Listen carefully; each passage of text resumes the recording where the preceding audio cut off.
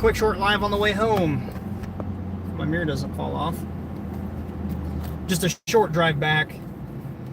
Meant to do a live earlier today when it was just after lunch or so. Went down and looked at a roof we did about 2 years ago. It was a metal roof we did. I think I even covered a video on it where we were lining up the metal, getting it lined up. So I guess point of this video, a lot of storm chasers out there throwing shit at the wall, see if it sticks. We're trying to convince homeowners to file a claim on storm damage. And if you follow me or know me at all, you know that I don't do a lot of that. Yes, I've dealt with insurance. That's not the business model. I'm not a storm restoration guy. Anyway, the point being in this video is there are some really good adjusters out there, and that's what I want to talk about. So we do this roof, put a metal roof on, tear off asphalt, put a metal roof on 2 years ago roughly. I think, like I said, I think it's on the channel.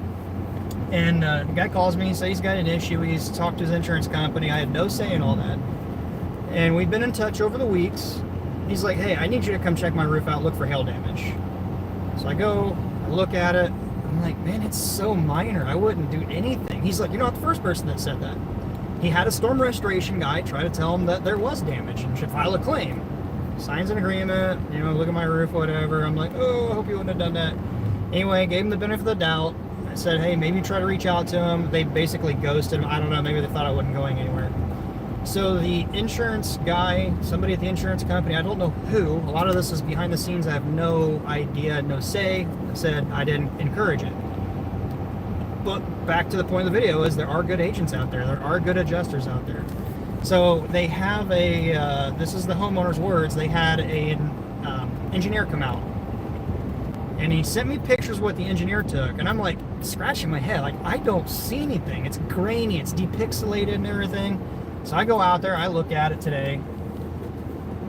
It's hard to see the smallest dent. And then I see what they're taking care of. Gutters, all new metal roof, gutter guards, downspouts, everything, the whole shebang. I'm like, this deserves a video. Because I know there's a lot of storm restoration guys and salesmen, whatever you want to call yourselves, I'm not knocking it, fighting insurance companies. And yes, I know there's a contractual agreement there where an insurance guy or insurance company is going to protect your house in the event of damage, fire, tornado, hurricane, wherever you live. In this case, a lot of policies cover for wind and hail. And hail is one of those things that is so damn subjective where what I see and say is hail would probably be a total denial, total disaster to other people. Or here's a better way of saying it. What other people say is hail, I'd be like, no, that's not hail. That's regular wear and tear or something. But anyways, nevertheless, if an adjuster is, or an insurance company is covering the house and there is hail damage and they step up, then great. That's awesome. That's what they're there for. I hear way too many stories going around on YouTube. I hear way too many people trying to hound the insurance companies and supplementing all this crap and whatever. I'm not here to knock it. I just want you to know that there are good insurance companies, there are good adjusters out there. And I think that deserves some good because, I mean, let's face it, aside of Jake from State Farm and all the TV ads that State Farm pays for, there's not a lot of adjusters out there on YouTube, at least that I've found. Nothing's been recommended to me. The algorithm gods don't like me for seeing that kind of stuff. Sorry if it's bouncing around. I've got you up on the rear view mirror on a Magnum. We're driving home to the shop. Anyway, it is it deserves pointing out. There are good adjusters, there are good engineers out there. There's good PAs out there. I've dealt with some of them. But unfortunately, there's a lot of crooked contractors and there are a lot of crooked salesmen out there. And I use that word lightly too, because a lot of you guys follow me. You know who you are. You're salesmen. Some of you are really good roofers, business owners, inspectors, foremans, whatever. Here talking, forgetting where I'm going. But the more I do, I see it's just plagued in the industries, the trades, not just roofing. Hell, I was talking to somebody the other day, and they told me that somebody got an HVAC system put in, they needed it done, they quoted it, and I was in complete disbelief at what they paid for this.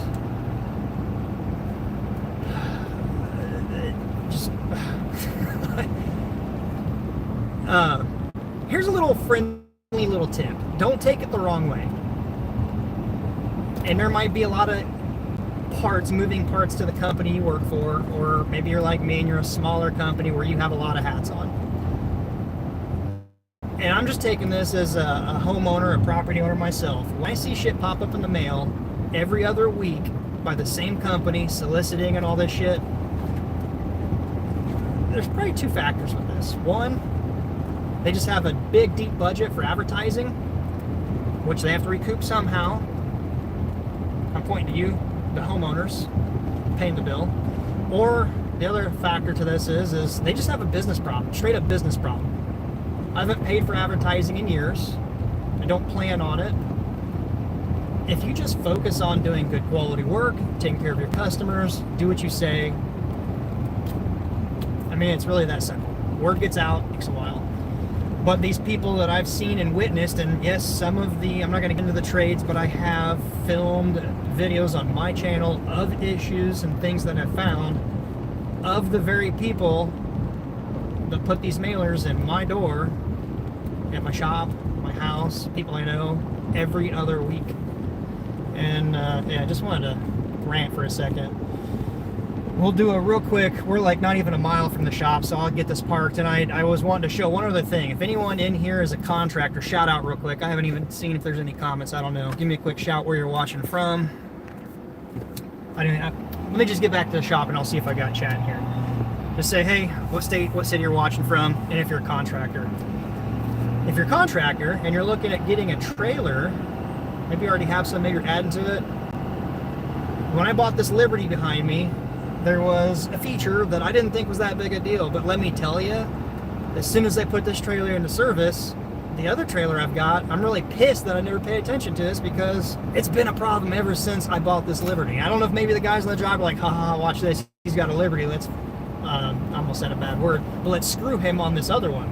So GT 714, 7 foot wide, 14 foot long, GT, whatever it is, the brand, you guys have seen it many times in videos. I've done a hydraulic repair line video, I've dumped it on video before. So the tarp that is built into that, never really been an issue until just recently. We're about there, I'll show you. I'll back it in side by side, flip the camera forward, and I'll show you this.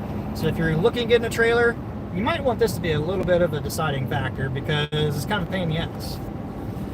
And it's solely with the tarp that's built in, where this is built on, I should say, built on, the other one's built in. We are here, we're at the shop. It's been a long day on the road today. The shop is an absolute disaster, don't judge if we go into there. But I do want to show something kind of cool too. There might be a little transition in the internet. It'll pick up my Wi-Fi here.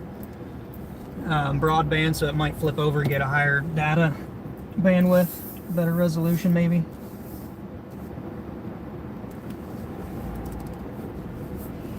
I'm gonna leave it out. I gotta clean up in there and unload, but we'll get it ready to back in.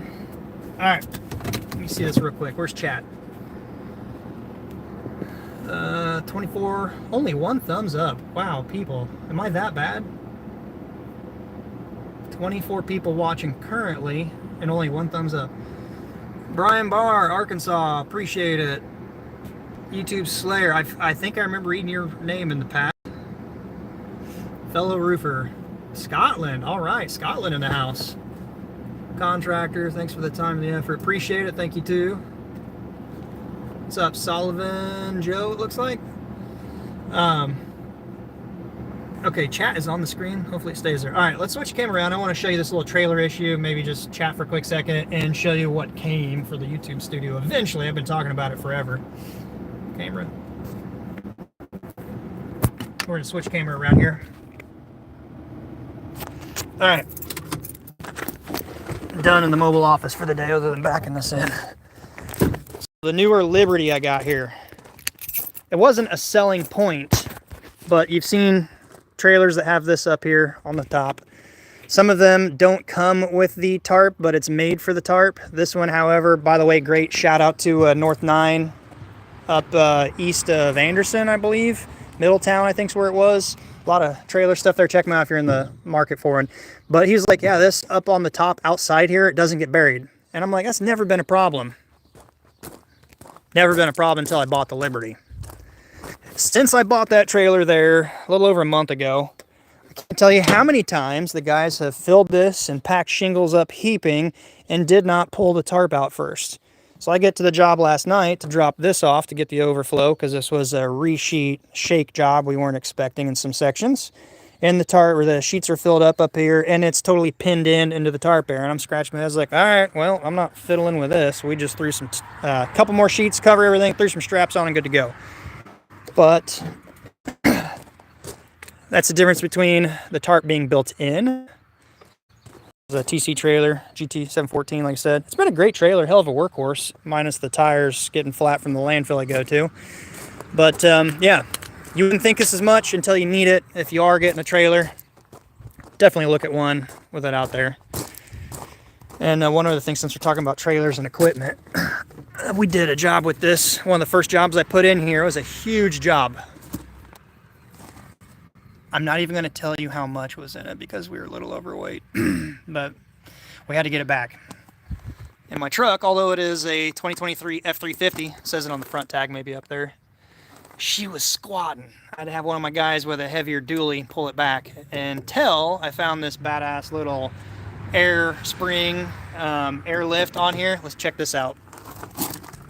Oh, switch. This has been another really good investment on the truck right here. Not too bad to install. Did it myself, just under the truck working on it. You got the brackets, the hardware, everything goes together. You had to move one of the brake lines or ABS sensor clip, something. Then they sit in here. They're made specifically for certain models. Put it on. I think I paid like $380-$400 for the set. Not a big deal. I, in a crunch for time, put the Schrader valves right here so I can air up the right side, left side independently. But I have another thing. It's unlocked. Oh, it's a mess. Let me go around the other side. I bought the onboard airbag, air pump. So just point some things out. You guys are in the market for this stuff right here. This thing is pretty nice. I just need to put it on. So it will mount anywhere you want it, up under a quarter panel, fender, whatever. It's a dually 2 battery, so it doesn't really matter what size. I'm going to run it right up to the battery. And then you connect your air line into it. This will mount in there, but it's a little onboard compressor. You can use a Bluetooth app or a remote and actually inflate or deflate or maintain a set pressure with this thing. So I can't wait. That way you don't have to get out and do all this. It's embarrassing. It's just kind of a pain in the ass and time consuming. So I just wanted to show that real quick. Yeah, by the way, if you're in Indiana, anywhere in Indiana, take the drive up to North 9 Trailer Sales. Great company to work with for this. This one's definitely a bigger, heavier gauge steel. I like the fact the ramps slide in under and not hanging out over the side. When you're trying to load from the side, gets you in the gut and it hurts. I got one right here last week. It does not feel good. And then it's got these two, so we can drop these down. Do any landscaping stuff, you can get your skid steers and equipment in there. And there was one other feature that this Liberty trailer has. I did not opt for it because I don't do landscaping. But there is a mount right down here. So you can literally pull in and unload your fork attachment and strap it to the underside of the trailer here. Then grab your bucket and drive into the trailer. I think it was like 7-gauge steel on the bottom too, so that's pretty cool. All right, let me go into the AC for a minute. Grab a drink real quick. This is my last stop of the day. Now my daughter may be watching. It's almost dinner time. Sit down for a second, see if there's any chat. Oh, my alarms are not shut off yet. Anyone else in here?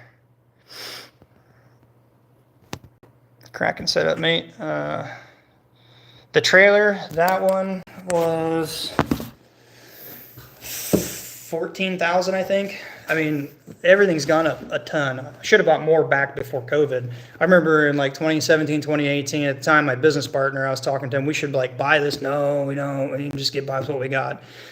And the price just skyrocketed after that. I feel like I could have found pretty nice newer used trailers or even brand new trailers at the time, pretty comparable to the GT out there for $8,000.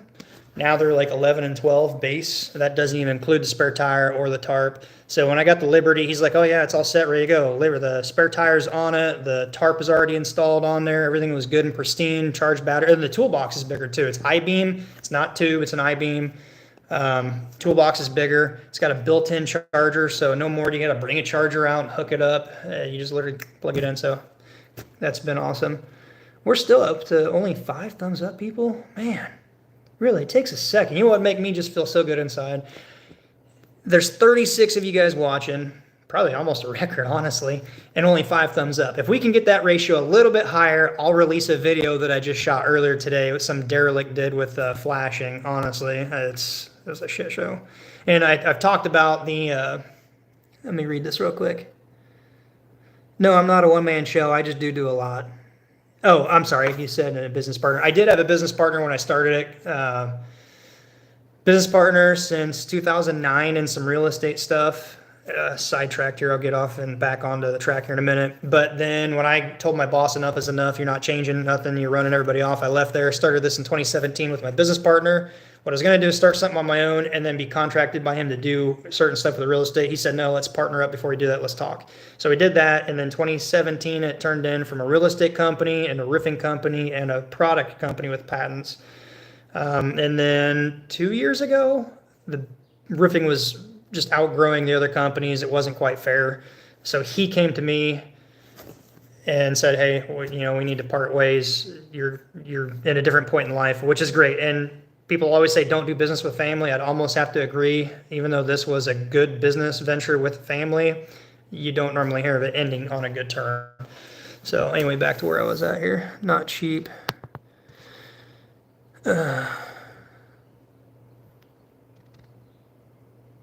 Do I not get skips to your job? I don't know. What do you mean, YouTube Slayer?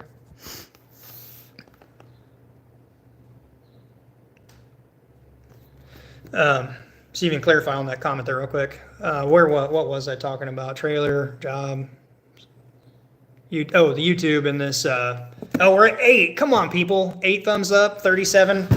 Maybe I just need to sit here silently with a sign that says, like, no more talking until we at least hit 10 or 12. I mean, come on, let's get it to a 50% ratio. Let's do like 15 to 18 thumbs up. It should be easy to do. Yeah, appreciate it, Midwest Waterproofing. I believe you've been a follower for a while. I've seen your logo and your name there. So anyways, the house, this one I looked at, it was a guy I know, his siders were doing a job, and they uncovered some water issues, and it was going to be a bit of a repair. He's like, hey, can you check this out for me? So I worked it in today. And I've talked about flashing coming down a wall or chimney or anything for that matter, and I cannot stand where if this is the flashing piece, right, coming down a wall right here, and you're looking at a side profile, they'll put it right at the bottom like that and stop. Or they'll hang it, well, sometimes the way the roof is, you'll have a corner like this and they'll fold this over, if that makes sense. Terrible idea, because your shingle that looks like an L that comes up, where's that dumping out into? Right there. So the other thing you see, they will extend it down, boom, light bulb goes off in their head, and they use snips and they cut it and then fold this over. Come on, fold over. Like this. And they're like, oh, that's brilliant, right? Shingle cut like an L, comes up to the wall. What is that? It's the exact same thing. So they make this accordion style that sits in there and you can put in, but that's hard to do if you're doing a re-roof. If it's new construction, easy to do. So I don't understand what is so hard to understand about this. Let's use the other side. It's fresh, okay? Here's your piece of step flashing, whether it's a 4x4x8, whatever, doesn't matter, whatever you're using. Hang it down. Shingle gets cut under it. It's totally dumping out onto the headlap of the shingle, so you don't have to worry about a leak. Now you might be like, okay, well, what do I do with the siding? Well, that's pretty simple. So there's a couple things, depending on what it is. Most of the time it is vinyl around here in my area. You simply, what I call a dog ear, the corner piece like this. It comes off your wall. Doesn't look bad. It still hangs down, and you can manipulate this. I'm just folding a piece of paper on camera here on YouTube. So when you do that and you let it hang down, it's coming down the roof like this. You got your little L piece cut, comes up under there. The water gets onto the headlap of the shingle. Maybe I need to go grab a piece and you guys can see a better visual. And I mean, it's that simple. So if you do have a new construction, easy. Let's say if you're doing a re-roof and you got the vinyl, take a very sharp straight blade. Be careful, especially if it's cold You simply score the vinyl, make a little nip about an 1/8 inch apart, not much, and remove a piece of that. Then you can shove this, like here's your corner cap coming down, you put a little cut in one side of your corner, and then you fish this up in there. I mean, it's really that simple. And then if you're doing a new construction or re-roof, whatever, it's all in the pitch of the roof, the angle, and how far down you have to have it come. Just bring it down a little bit. It does not take much. Once it's down a little bit and your siding comes down, you're talking about an inch. I mean, I'm not a sider. Most corner cap siding pieces are what, 3/4 inch, 1 inch thick profile by the time you get your siding into the corners of it. So if you imagine 3/4 inch hanging down past the cut part of your shingle, perfectly fine. The siding coming down comes down right up to here. Sometimes you can do it without even seeing this piece. Let's check chat here real quick. 44 people watching, 9. That's a pitiful thumbs up ratio, guys. But you know what? I still love y'all. See if I miss anything here in chat real quick. I have to try to read this back later. What's up, Ian? Appreciate that. One criticism would be a hate for your... Here in Florida, have tar everything. Yeah, so if you're in Florida, why do you guys call it bowl? My brother went down there and worked for a summer or two because he hates the cold winter here. And he's like, they call everything bowl. And they smear it around pipes and that breaks and basically cover the whole damn roof with it. Why is it called bowl? That's my question.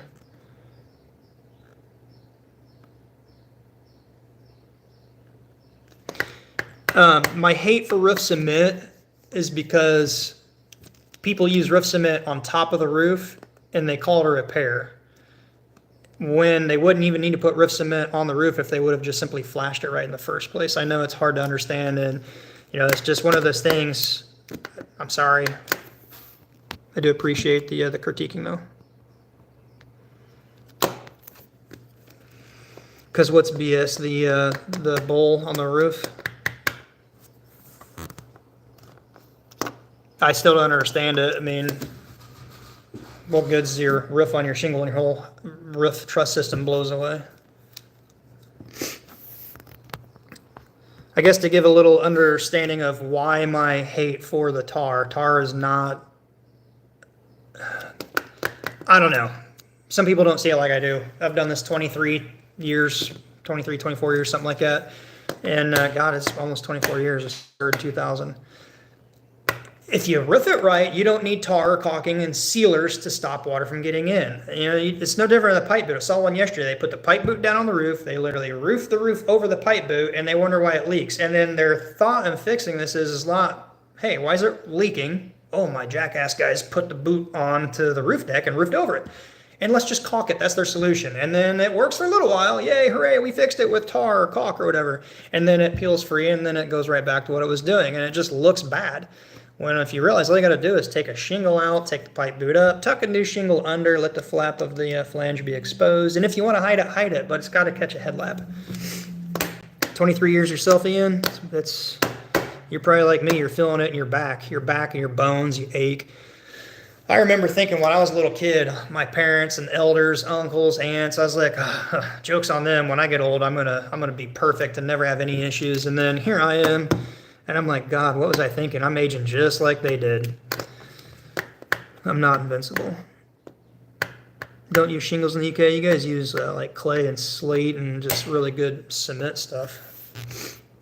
A lot of guys over that way, when they watch the channel, they always joke saying they wouldn't use that crap on a shed.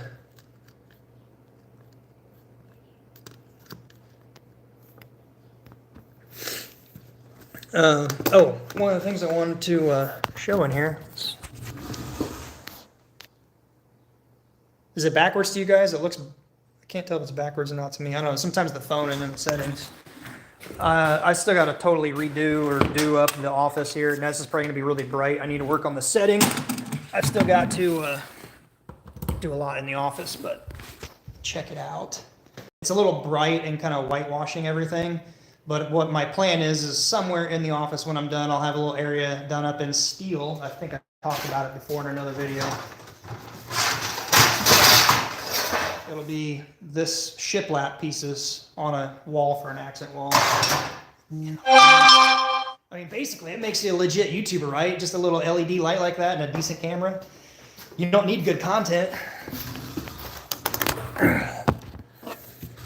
48 and 12. Seriously, guys, let's have a heart-to-heart. What is it? What is it that is so bad about the channel that you can't just smash thumbs up real quick? I mean, it's simple to do. I try to do this for you guys and for other people out there. But YouTube, unfortunately, the algorithm is ever changing, ever learning. And the engagement, simple thumbs up, comment, recommendation, it really helps the channel out. I've learned so much on YouTube. I want to do my fair part of getting back with what I know. That's why I do this, because there's many other things I'd rather be doing than be on YouTube. I don't do it for the fame. There's a lot of bad roofers out there in YouTubeville that don't know what they're doing. And I'm not perfect. I'm not God's gift to roofing, but I do have a couple of brain cells. Could you please teach us how to charge for repairs? Well, that's a good one. Maybe I need to do a video on that. Shh. Can I tell you a little secret? I'm still learning myself. So it used to be what I did when I started the company. I took up all of my known expenses, my salary, my business partner's salary, took the total known monthly expense and divide it by the days. And that's what I knew I had to cover. And then I would set a goal to do so much per day. Makes sense, right? But there's some areas to this that are not good. What happens for those days you don't work? You just fell into the negative. So you got to recoup and make up on other jobs. The other thing you find that's worse is when I started doing repair work, I would be like, I would never pay what I hear people quote for that because I know how to do it. So you need to take that out of the equation when you figure it and think, what would other people be charging? And then you might think customers would be like, that's unjustifiable. But, here's the but, and I read a post, I think it was, it's on Facebook. I don't get on Facebook much. Level the playing field, maybe. He's got a lot of stuff, some reason pops up. But anyway, so what they were saying is he quoted this repair for like a deck, right? Just hear me out for a minute. I'll try to find it, copy it, post it on the about page, or not the about page, the community page. So I'm reading this because it caught my eye. He quotes this deck. The guy said, that's unreal. I'm not paying you for that. I'll do it myself. He's like, okay, well, can I get the list of material? Yeah, here's the list of material. He's like, okay, well, that's like half the price. He's like, yeah, okay. He's like, well, okay, I can't do it though because I need a saw and a nailer and all this. He's like, okay, well, I'll rent mine to you. He's like, okay, how much? He tells him, oh, I'll rent you everything you need to do this job for, a couple $100 for the week or whatever. Okay. And then he's talking about all this other stuff. Well, how do I get the material? Well, I can rent you my truck and trailer. Oh, okay. Okay. Well, then he's like, basically, long story short, all these things that people don't think about, and you justify or you figure all that up. You're like, wow, the contractor could do it cheaper than what I actually can by renting everything. All that stuff, people don't pay attention to. Somebody looks through it like, oh, that's a shingle. What's it going to cost me? $20? A shingle's about $20, right? Well, you got to buy at least a bundle. That's probably what nowadays, $40, $45. And got to have the tools, the flat bar, the nails, a hatchet or a hammer, a sealer to seal it down, a ladder to get it on the roof, a truck to get the ladder to the roof unless you own one and you live there. All these little factors that add up. So that's just to do the job and the tools and the knowledge. 71. Now I think that's a record, guys. I appreciate it. 71 viewers on this short little live stream. All right, so back to the little repair here. Try to not get down the rabbit hole and sidetrack too much. So as the business grows, because I see a lot of guys out there that are professional roofers, chucks in a truck, duct tape signs, whatever, they can undercut you. But when something goes wrong, they don't have the resources or the assets to take care of it. That's why they build up a bad reputation. Then they ultimately shut the doors down, if they had a door, and disappear on you. Then legitimate companies in that mid-sized range are building up. Who do you think pays for this office and buys the lumber and the internet, the broadband, business cards, the trucks out there, the trailers out there, the skid steers, the material, all that stuff adds up. So if you're depending upon how big you are, I don't know what your overhead costs are to answer your question as far as what should repairs cost. I still do it right now. I'm at my desk every night, pen and paper, look at some pictures I took on my file, which by the way, CRM software, amazing. If you're a contractor, look up CRM software, Job Nimbus. Hey, Job Nimbus. Say it's like 10 shingles. You need at least a bundle. Write the bundle down. You need a sealer to seal it. What kind of sealer do you like using? How much does that cost? Or build a spreadsheet so you can always go through a checklist, a methodical checklist, so you don't miss anything. Sorry guys if you're chatting, I'm not constantly following the chat here, I apologize. But anyway, so just go through, and it might take you some experience, and you'll do repairs. You'll be like, wow, I underbid this. It took me like 4 hours, 6 hours to do. Thought it'd be an hour. You got to haul the trash away, whether you have subcontractors or employees or you're doing it. You got to take all that into account. So one of the things that's really helped me build my business and not shooting from the hip and coming in under bids or short on bids, screwing myself and working for free, is I build an Excel spreadsheet, pay for it's on all my devices. It's taken time and it's had revisions. So whenever I do, so several of my software, that's another part of those monthly expenses. I have CRM software, Job Nimbus. I have QuickBooks for accounting, ADP with my accountants,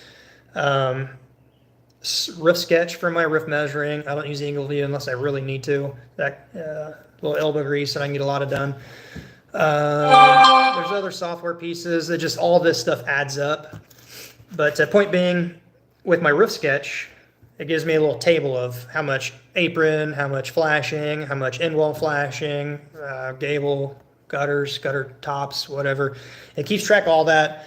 It spits out a PDF file. I attach it to the customer file, and then those few numbers in that area that says all those categories, what things are, like valley, whatever, I just copy, paste, or look at it, type it on another screen. So typically, my office setup here, I have my laptop when I'm at my office. I plug it into this extended monitor here. My house office, I have a designated laptop with 2 split screens because I like to trade crypto late at night while I'm working. Then I have another one. Ooh, can't show what's on there.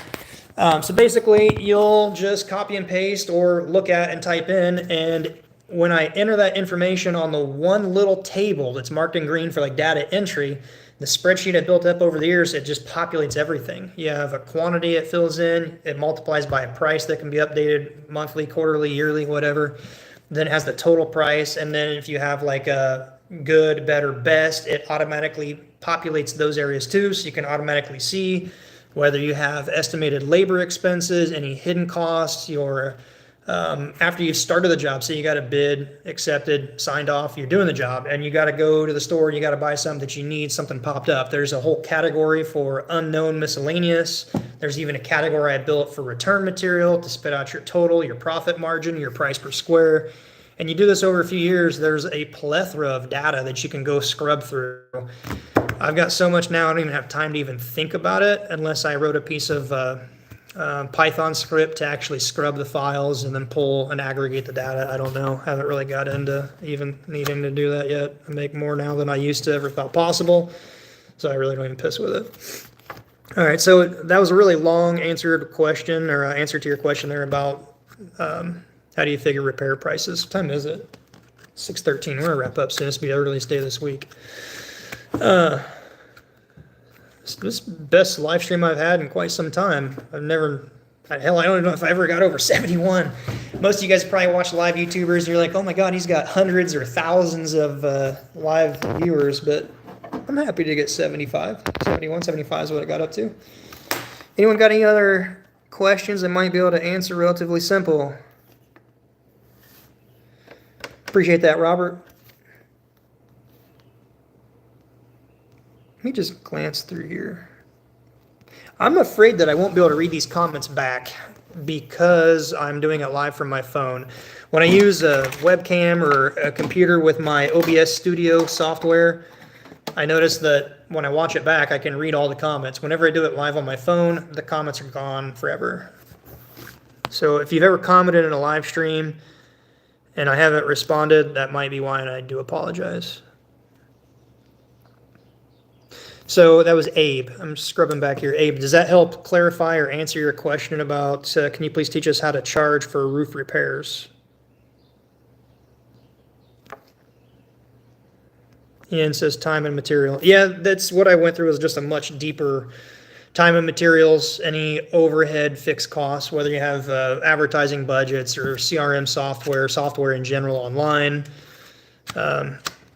It's better to over-figure your costs and not get the job than under-figure your cost, do the job the way it needs to be, and then you've shot yourself in the foot. And if you do have a predicament like that, I really advise you to do it the right way. Instead of thinking of $1 now, you're going to have a good, what do they call them, bird dog out there, spreading good. That one person, his whole church group, his whole circle of influence, his social networks, he's going to talk about you. It takes time to build that up organically, but I can promise you that organic is the best.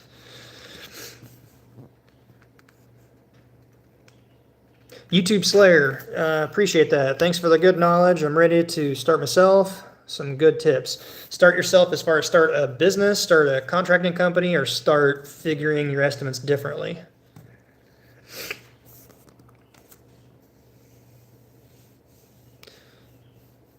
We're going to take a real quick break as I see the viewer dropping here. Anyone knows they're like, I'm off the clock right now. I'm done. The business. Hey, it's a struggle at first, but don't let people scare you out of it. I can go down a big, long story about all that if you guys want to see that and hear that. But I'm going to go grab a quick little brewski out of the fridge. So YouTube has changed. Let me tell you this. You guys haven't seen the video. It's a private video, but every now and then I will upload a private video to YouTube, not post it on any playlists because I've got family all over. I've got a brother up in Alaska. He's a fisherman up there, got his captain's license, and I don't get to talk to him. So when something happens or something I'm doing, I will take a video and send it to him. YouTube struck a video of mine and said it was unsuitable for viewers. And I know, let's just try this real quick. There's, 44 of you. Give me a yes or a no. Do any of you know who Matt Carrico, if I'm saying his last name is? Matt Carrico, Matt. So he lives in Texas. He's a veterinarian, and you might better know him as Demolition Ranch, Off the Ranch, or Veterinary Ranch. Anyone in here heard of him? I'll give you a quick minute. If you did, just say yes. If you have never heard of him, say no. He's Demolition Ranch. He's the man. I mean, okay, so Demolition Ranch posted a video the same time that I uploaded a video for my brother. And it is simply of a Daniel Defense Mark 18, but it's not a real gun. It's airsoft. I'm showing my brother. Still got the damn orange tip on the top of it. I dropped the magazine, clearly say that it is not a real gun. It is an airsoft. It uses propane. I put it in, I single shoot it, there's no suppressor. But they struck my channel because of that video. And I'm like, and then I see Matt's video pop up, and it's like about YouTube and that they're changing. And Matt, and then Donut Operator, and Brandon Carrera, and a bunch of these big gun YouTubers were called into a video with YouTube representatives, and they're updating their stuff. So he's the man. I need to update or go back to this video and see. And I know this is not riffing. I'll get back to riffing in a minute. But point being is the what you can't say nowadays is just getting ridiculous.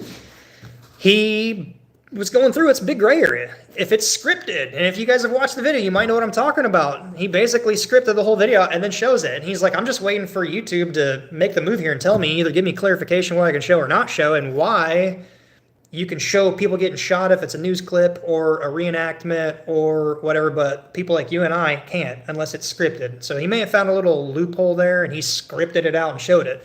Point being, yeah, they did it to me. A damn airsoft gun, people. Just shot an airsoft.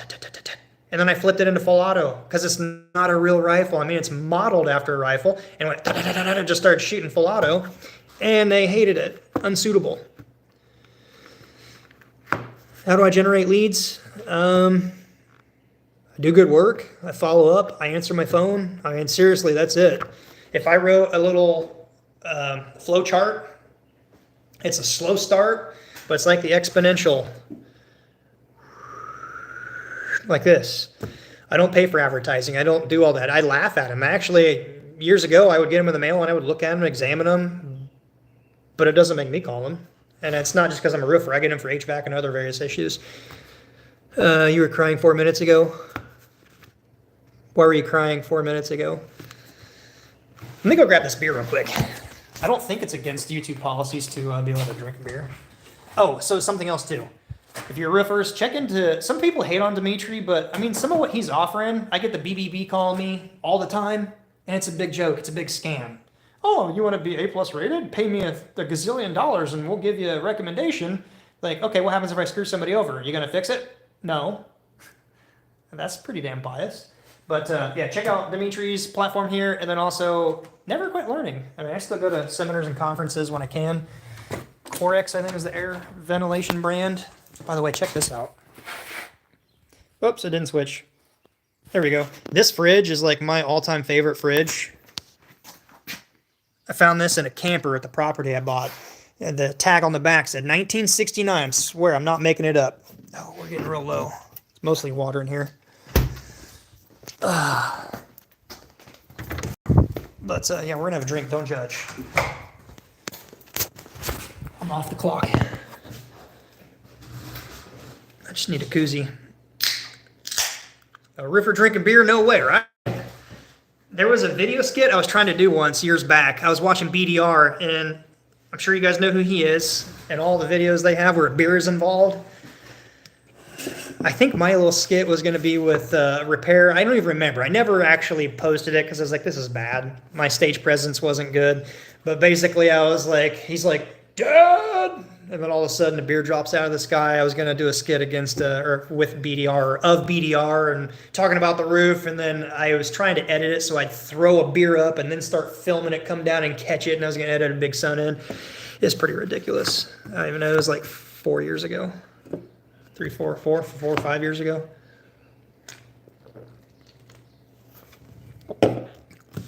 Any other questions real quick? If the viewers stay up and the people are still watching, I'll go a little bit longer. Hell, the last few nights been until 8, 9, and 10 o'clock. So another 20, 40 minutes, it looks like. 40 more minutes. Is that clock right? It's not unknown for this computer to be off in time. 6:22 Eastern time. That's what it says. Drinking Miller Lite. Oh, Marcus, what is up, buddy? Oh, God, you know what? I just realized something. I need to get back with your dad. I apologize if he calls you or you let him know. He's been so damn busy. You out of here, Yvon? Oh, God bless you with a great day. Yeah, today is a beautiful day. Not near as hot and humid. What's up, little man? You haven't heard anything? All right, well, I appreciate you chiming in, Marcus, because, yeah, I've got everything. I met your dad, took care of the issue, measured everything, and got it ready, and just, we got busy. The storms, the hurricane remnants that blew through, flooded us out, the wind, the damage, the phone, the power outages, and then Monday night we had 70-mile winds come through, destroyed areas. It's been busy and I forgot, but I will make a note of that to call your dad. Did I miss something here?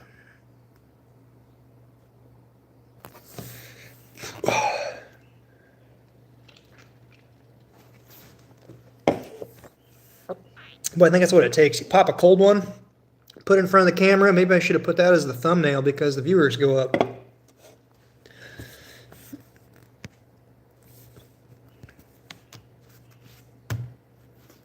How many guys? Oh, there's like 7.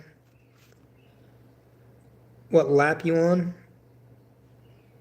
Oh, what, drink? 1. On 1. You just chimed in recently. You must be newer on the channel here. I started the drive back to the shop. I was talking about trailers, and then we got sidetracked. Check this out, Mark. You see it back there? It's a little bad. Whoop, damn it. Yeah, pretty sweet. Found a company online that makes these. Yeah, always wanted one. I was looking at getting an actual neon, but I was like, you know what? Why go through all the cost of that when there's companies that take a clear acrylic and they will take your logo and CNC, a Dremel, die, however, CNC machine into the acrylic, and then they put a LED strip in with this neon tubing coating it, and they run the electricity into it through all of it. Looks pretty sweet. There's actual mounts for it to go in, the mounting holes. I just simply put 2 drywall screws in to hold it up because I was excited. Then there's these little guys down here. I believe it's a dimmer. Careful what you touch. You need to try and dim it because it is real bright. Just came in the other day.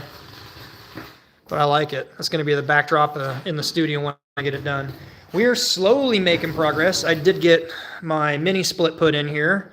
That thing is a game changer. I've got, I think it's like 18 feet out because these I-joists were 18-foot free span. I think I'm like 32 foot down, so 700 square feet in here, 8-foot ceiling, spray foam everywhere. This is going to have insulation on all this too. I just haven't got to it because I'm out working all the time. And then we're going to do probably metal in here. I don't know, at least one of these, probably this one here, for the actual studio wall. I don't know. But one of these metal jobs up and coming, I might salvage some of the metal and then do some more of it in here. How do I warranty repairs? Well, good question. Not a lot of people touch on that. So technically, I don't warranty repairs. I give them a verbal. If I fix this itty bitty area right here and something I did goes wrong, I'll take care of it. First off, I'm not going to touch it unless I'm pretty confident that I know I've found the issue and I'm pretty confident I can fix the issue. Furthermore, I don't warranty any of the old stuff. And I'm getting really selective on what I actually will do repair-wise now, because if it's a newer roof, yeah, you can repair it. Some of these, they split and tear. It's just not good. So verbal warranty on my repair work, but I don't warranty anything with a leak. It's not even on the estimate. And I try to make that very clear. I don't leave any gray areas. Again, back to the whole, I would rather be honest and lose a job, or high price and miss the job, than underbid and get the job and make a bad reputation.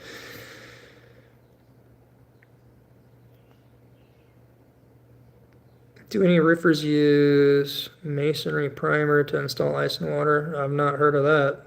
Onto the brick? I don't know. I've not heard of that. Not around here anyway.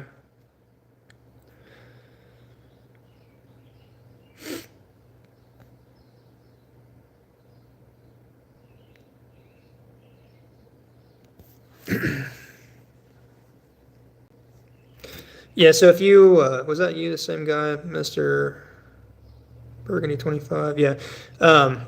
So if you're talking about like running ice and water up a masonry chimney or a block wall, typically we would never leave anything that way. So it's going to have some sort of siding or counter flashing or something over it, which is going to pin it in there. But I do know any asphalt products, you have to be careful with what solvents you get on it, or other asphalt products, or not asphalt, petroleum products. Like, for example, actually, you guys want to see a visual? This has actually happened on job sites. This is yes. This is no. This means yes. This can also mean yes. So over the years, people use blowers, sopladoras, to clear off the debris, the granules, whatever, when you're cleaning down a new roof install. I don't have a blower here, but I've seen it happen a lot. They'll mix their gas into it, put a cap of oil, whatever, or they're filling it, or it's just got a loose cap or a cracked tank and it drips onto a shingle. If you guys catch that, you guys are on a job site, you catch that, remove that shit, replace it before you leave the job.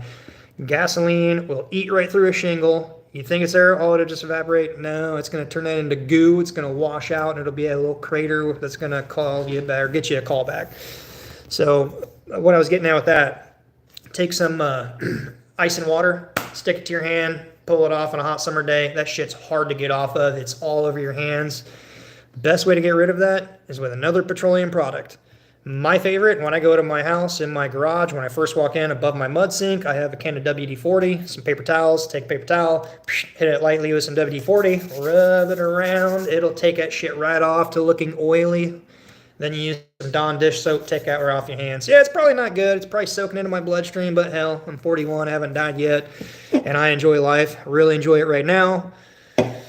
Probably got some bad chemicals floating around in my blood.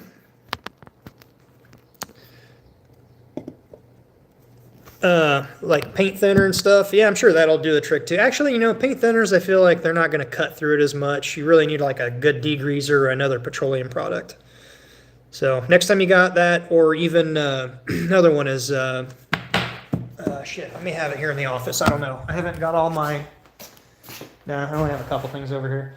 So let me look over in my other rack over here. May have some, I don't know. The only area in my office that is now warm is in there, now finally, and cool. I do have some out here. So all of this stuff I keep in a glue room or a heated room or in my garage, because my garage is heated But this shit right here, when you're doing rubber work, it gets on your hand. It's a nightmare to get off. It is very hard. Hands would be disgusting. You can't cut it down with soap or anything. So the best thing, as I said, I might have some over here. Well, WD-40. Spray some on a paper towel, rub it around, clean it off. Got a couple of them in there. I need to... Oh, shit. Sorry, guys. That was on me. Tried to hit the switch button. It didn't switch. A few little things over here. I got to clean the shop up. That's been on the list for over a month or so. I've got to clear all this shit out. Clear this shit out. Build some more stuff here. I got to build a big area here. All that's got to go bye-bye. And this is going to be storage area for OSB, units of decking, things like that. Got more over here. That's where I started putting just a few skids of the nails and the cap nails. I may have mentioned this on a past video. I don't know. Oh, my cameras are still on. Oh, put a door in because I was tired of not being able to get through here. Don't laugh at the little rig I got. I want to make sure it was all bolted in good. But this has been a fun little joy out here lately, too. Never had a good location for a garden. Put a hell of a garden in out here. The fenced-in area, the little deer net fence, it's about a 10,000 square foot area. Love the garden.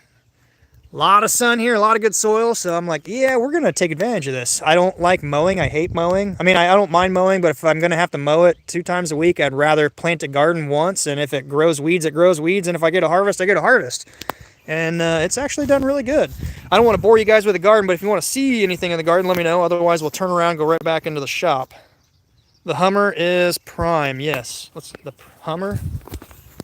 The Hummer is badass. The Hummer sounds good, and the Hummer is fun. Who wants to see a garden when you got a Hummer? Oh, I'm locked. Boop.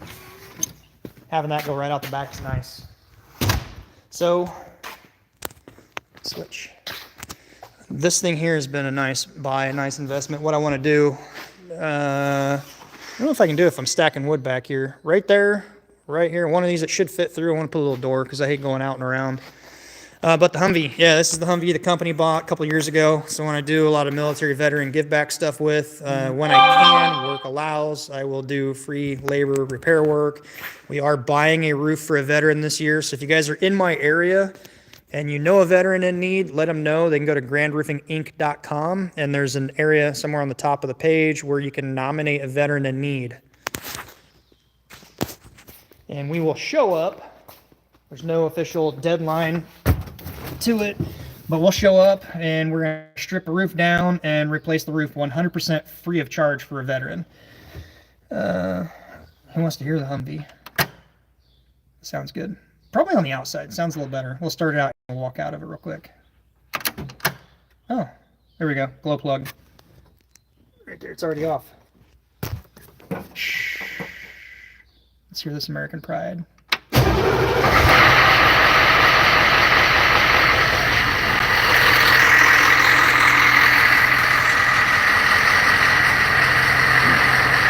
I love that thing.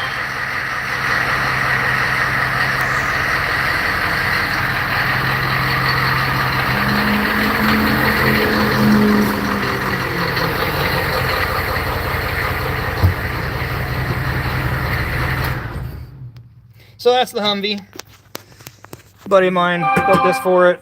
Put a little Rugged Radios intercom. This is an awesome buy for this thing. It's noisy and it's loud, so you got noise canceling headset, little boom mics. It does a great job. I'm wearing this going down the road with no doors on it, about 60 miles an hour, and carry on a phone call conversation. They never even know. I also have my phone mount right here, this little magnet thing. It Bluetooths down to it, so you listen to the radio, watch YouTube, whatever. Really badass. Back to the beer. Now I gotta get ready to get this stuff put up and get on the stands.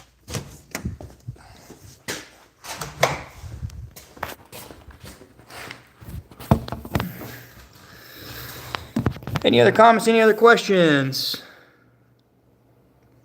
Let me scrub through real quick, see if I missed anything.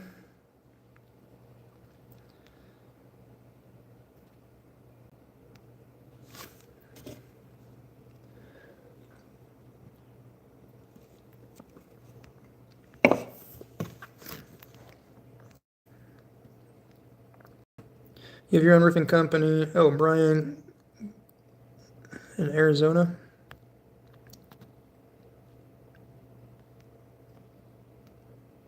It's been 5 months since you started. Looking for any tips to get leads.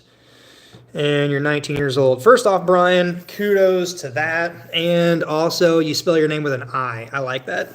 My brother-in-law gives me a hard time because his name was with a Y, which is the wrong way. But no, you took the first step, and you took it at a hell of a young age, or much more young of an age than I did. So I did start one of my other companies. God, I mean, I've done stuff on and off, but not to the extent I am now. I remember papers at a young age, passing paper out, lawn mowing at 15, 16 years old, DNA contracting. Mark Anthony, if you're in here, shut up. Don't say anything. But DNA contracting, started that. That grew pretty good. I think I was in my 20s. Did pretty good, made really good money. Politics in Marion County kind of killed that with who I was contracted by down there. Went back into the roofing, stayed there for a while. In 2017, so like 7, 8 years ago, I started this. Just taking that first step and getting past the bit of all your friends and family being like, oh, it's bad, it's hard, it's tough, oh, you're gonna fail, or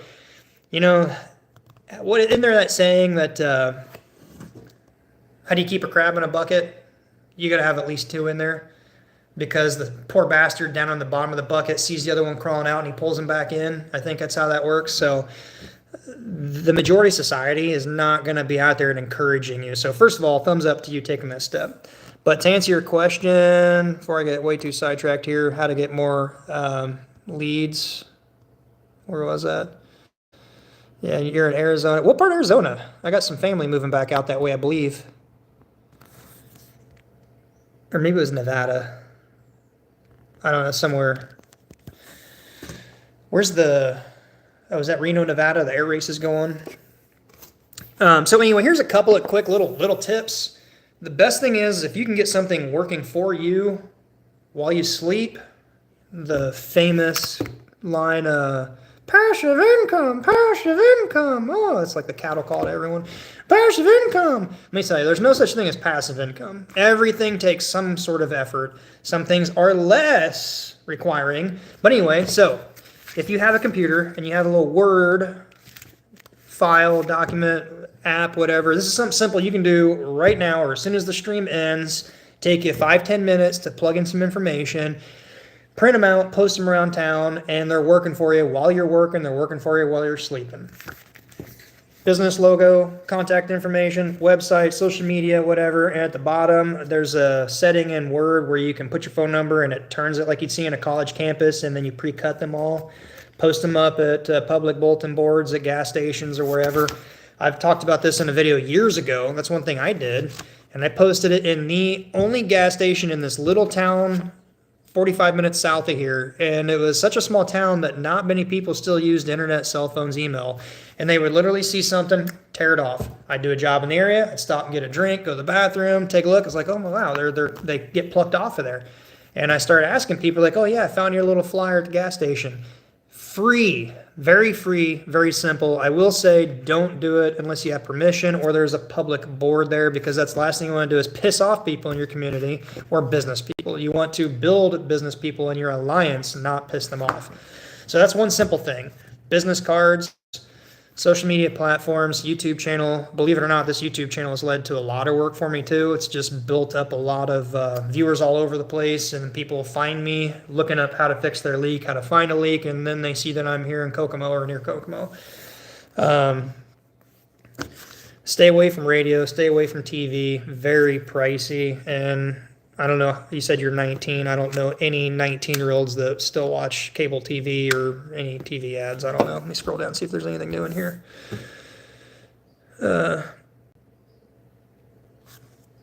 So hopefully that gives you one little tip there with that.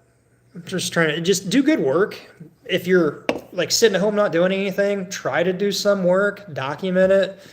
People you know, give them a little better deal to get you to try to do their job. You know, don't be the cheapest, but if it's people you know and people you can do stuff for to get known, that goes back to what I talked about earlier in this live stream about doing good work for people and they will talk to their networks of people, and word will get out. It takes a while. It took a few years to really get up and get going. In Hawaii in the house.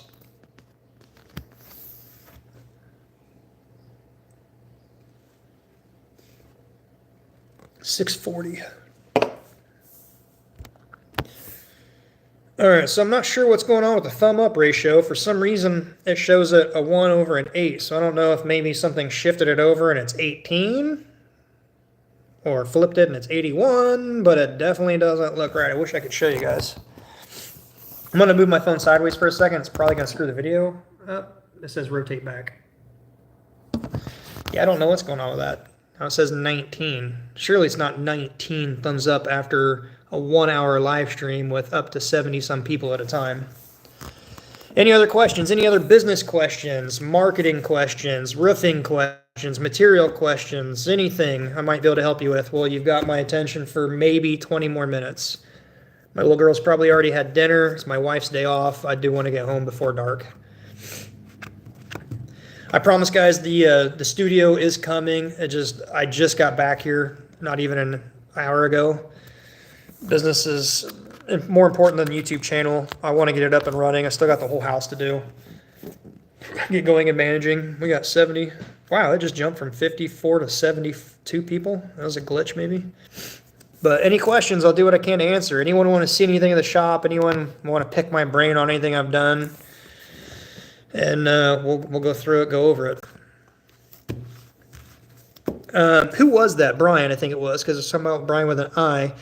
So definitely don't skimp when it comes to insurance. Is it just you, or do you have a crew of people? Do you have subs?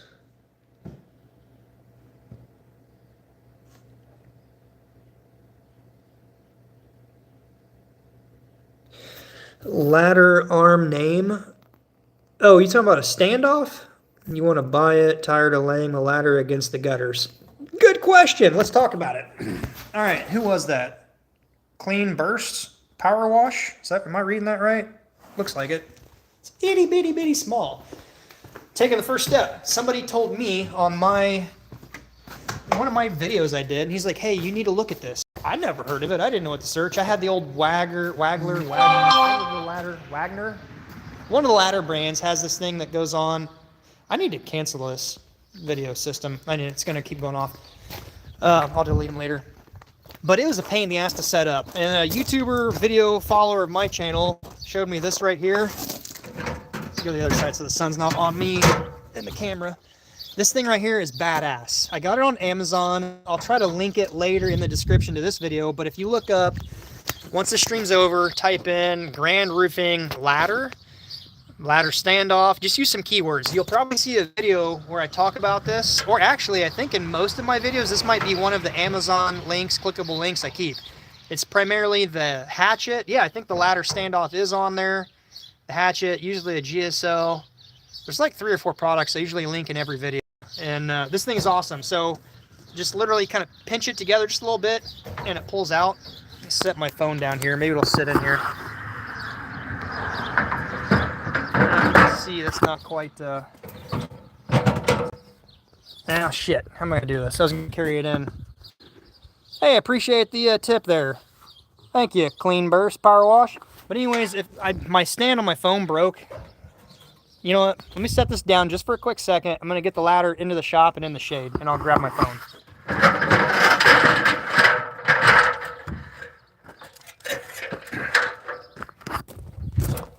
All right. It'll be a little shady in here, and I can show you this a little bit better. Somebody, as I said, a viewer told me about it, and I don't go anywhere without it. All right, and again, appreciate the tip there. Trying to switch camera. There we go. So ignore this. The pads they had on there really wore off. So what I did last year was I took some Gacko and the cotton poly cloth, whatever it is, and doped it, wrapped it around to cover this again, to buy it some time and not scratch fascia and siding. And as you can see, it gets used all day, every day. I need to coat this again, and I'll show you that product that I did. But basically, if I can set this up right here, I really need to get a better designated camera for this. and literally just pull them. And if you can see this, you'll see it squish down just a little bit. It almost just stays in with friction. So if you need to adjust it, you literally pull it out, you move it down, and you put it back in, lower or higher. Actually, I need to keep it in this part because that's the part that extends. So literally just shove it in there, bend this over, if I can see it, and shove it. So the huge benefit with this, there are several good kick-ass benefits. When this is up on the roof, it's not smashing your gutter. So this isn't resting on your gutter. The other huge benefit, actually two. On a windy day, it's way less likely for your ladder to slip off, even if you have it roped up, because now it's like got stands it's resting on and it doesn't want to slide off the roof. The other big thing, it has saved my ass several times. When you've got a ladder like that one back there leaning up on that garage door, and there's a rule of thumb on what angle you want to have at it. But based on what you're standing on down here, what it's resting on, wants to kick out and wash out, and I tell you, there's nothing worse than being at the top rung, getting ready to go over the transition. You got a hand through, you're trying to rope it off, whatever the case may be, and that bastard slides out the bottom, and it wants to come down. Smashes a window, breaks siding, whatever, breaks an arm, come falling off, it's not good. With this, if this wants to wash out, that is not going to fall off the roof because it is resting on top of the roof. Like right here, if that makes sense. These things are amazing. Like I said, I think I've got it in every video link, and I'm wanting to say it was like 70 to 80 bucks, 80 or $90. It's very affordable for what this is. So then as far as the coating down here, I've got that in the office, so I'll show you that real quick. I don't know, I think my polycloth and everything's in there too.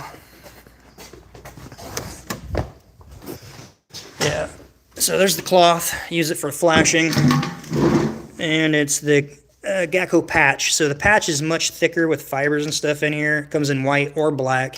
The black one's at my house. You literally, you just use a brush it on. You got to mix the shit up really good. Brush it on, coat this in it, makes it real durable, and I've got about a year out of it. Otherwise, you're going to scratch your shingles, granules, siding, whatever it's resting on up. So anyway,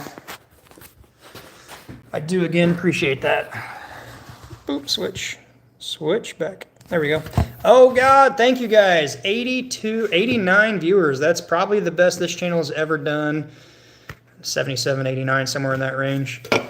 Appreciate you if you're all new. Appreciate you if you're just chiming in. Do you have any leveling legs? No, I don't have any leveling legs. I've wanted to get one. Haven't found a good one. Honestly, if I find some, I'm going to find issues with it. The chances are I'm going to find a dislike about it. If it's a dislike about that I find a dislike, chances are there's going to be other people that dislike it. Where I'm going with that is, if you notice one of the racks out there, all those boxes up top, that's one of the companies my business partner and I have got a patent on. And I found that if there's a problem, it's a problem to other people. If you can solve that, yeah, it's going to come find you. Sorry, my mind just gets so sidetracked so easy. And I'm seeing this luscious little beer right here calling my name. I'm doing a lot of talking. You like the Miller? Oh, Miller Lite on the table. Yeah. I was going to say something. Oh, so yeah, if you're a viewer of the channel or not, whether you're new or not, if you want to get just an idea of what this mind is capable of, not that I'm saying my mind, your mind as well, with a little thought, open mind, and the endless resources on YouTube mixed with some common sense. That's all it is. Look up, when you get time, Grand Roofing, Gresham's Law. You're going to see a 9 to 13 minute video of this machine I built. There's nothing like it on the internet. It was built from some basic knowledge I've had growing up from electronics, engineering, whatever. And I would just take a problem and I would want to wrap it with a solution, and I would do that, and then it would pose a new problem. Something wouldn't work right. And I'd be like, okay, what do I need to do to fix this? Reverse engineer it. Anyway, when you get a minute, just look up Grand Roofing, Gresham's Law. You're going to see a video pop up. It's pretty damn good. If you guys are familiar with The Uneducated Economist, give me a quick shout out in chat here if any of you here have heard of Uneducated Economists. He's out in Washington, I believe, somewhere out in the West Coast. He's a lumber salesman, inside sales or something like that, a lumber yard. And he started his channel, really blew up and gained popularity during the shortages and lumber increases and all that. Anyway, what I'm getting at with him is I chimed in on some of his live videos, tipped him, whatever. And he brought up Gresham's Law, and I mentioned it. He found my channel and talked about it and actually linked my video on his page, on his community page. I was like, that's pretty cool. It's a pretty cool little machine. Basically, it sorts copper pennies out of the zinc pennies using a little Arduino board and a program I wrote. It's pretty cool. But it's not about me. It's what you can do with YouTube.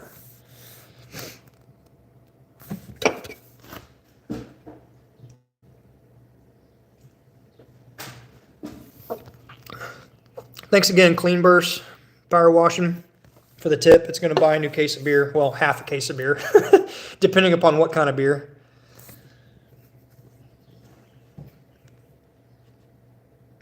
Do I work with any soft wash companies for cleaning roofs? Yes, actually, there's a guy in my area. I have recommended him in the past. I've worked with him on stuff, and I've even done his roof. But I've worked with him and recommended him before doing his roof. I can't remember how we met. I think it was a mutual acquaintance. I don't even remember, but yes. So I do work with a soft wash company. I've been working with him. He's got a whole trailer set up, and he started a little side business doing that. Does great, phenomenal work, even to the point where he asks if there are gutters on the house, so he knows he can simply attach bags to catch the majority of the cleaner, even though it is environmentally friendly safe. He does a good job. Dude, I appreciate it. Thank you. What's your name? Clean Burst Power Wash. Everybody give him a like for that. I appreciate it. As you saw, my beer fridge here is looking really shabby. I'm down to 2 more beers out there, I think. Does fungicide on the roof affect the life? Mark, just be careful on what exactly it is. I believe some of the cleaners, now it looks like we have a soft wash guy in the house here. I'm not sure of the exact chemicals they put on them. Number 1, do not take a high pressure tip to your roof. You're going to tear up your roof. Asphalt shingles is a no-no. You can use a high pressure to shoot it up above your roof, but do not blast your roof or you will regret it. Thanks again for the tip there. And that's exactly what it's going to go for, is a cold case of beer. It's chemicals. So in the granules of the shingle, I don't think I have any shingle pieces in here. Out there I do. So the granules are little mined minerals that are crushed to a certain size, and then they are mixed in with colors of ceramic and copper oxide. And what the copper oxide does in the porousness of the rock and everything slowly leaches out. That's why the shingle manufacturers typically only honor a 10 to 12-year warranty on the algae coloring. Sorry, something happened there on the phone. And it eventually washes out and leaches out. There's other factors as far as climate, temperature, the amount of sun on the roof, the pitch of the roof. Is it a north-facing slope or a south-facing slope? All those are varying factors.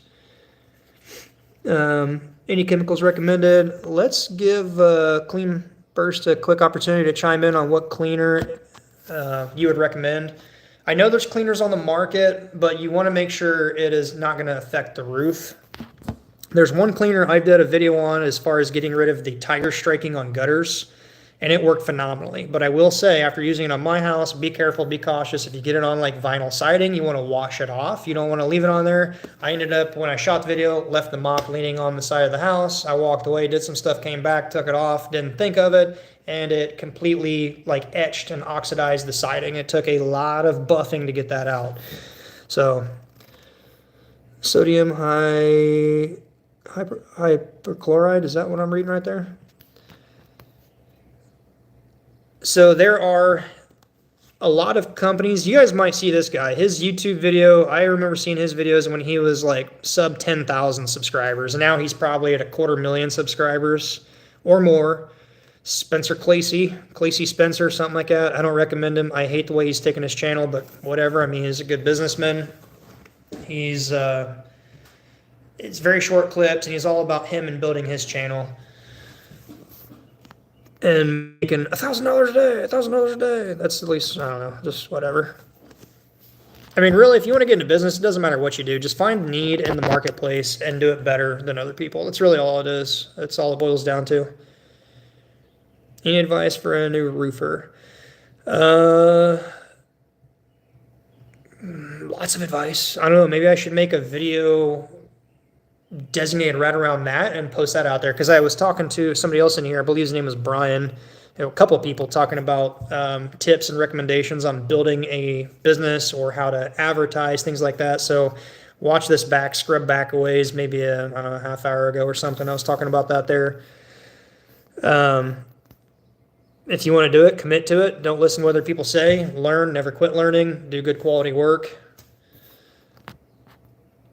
Sorry, I'd give you more of an answer. It's just it's been an hour and 15 minutes, and I do need to wrap up soon. But yeah, I did talk about that a little bit. There's a lot more to it than just one simple answer. I don't know where you are, how old you are, what part of the country or world you're in. Do you have a job? Are you building a business on the side? Are you not had a job? Did you get laid off? There's a lot of scenarios, factors of where you are, what you're doing. If you can kind of clarify a little bit more of that, I can try to answer back. Do I wear sunscreen? Not as much as I probably should. No, I have fairly dark complected skin, darker than most people in my family. It's because I'm in the sun all the time. Sometimes when I feel like I'm burning, I will put sunscreen on. If I'm going to be on the beach or on vacation, I put sunscreen on. But most of the time, no. That's probably why I've got well, I was on vacation recently. I've got a tan line from my knees up. Yeah, real bad right there. But yes, I do need to wear it more.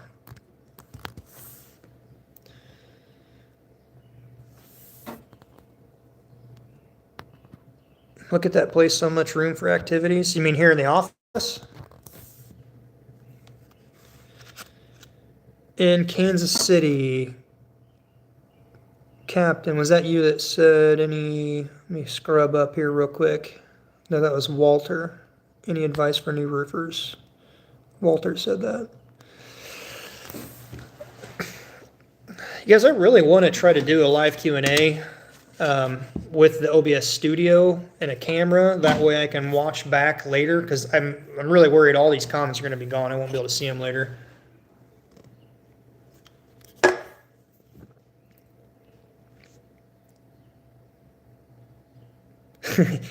You can say chicken strips and I'll sub. I don't get it.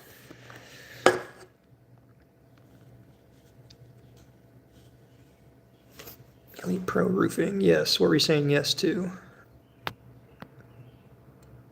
Oh, probably you were the one saying in the room here.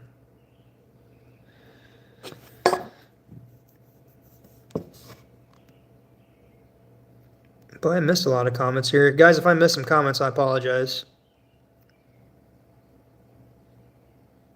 Elite Pro Roofing, let's do a collaboration. Where are you at, Elite? Were you in U.S.? What state? AJC mag hatchets are the best for shingle repair. Your recommendation, and then oh yeah, dude, I just used the AJC hatchet. This video has been going on for an hour and 18 minutes and 24 seconds. I used an AJC mag hatchet right before this video. Just before I pulled out where I started this, I got off a roof.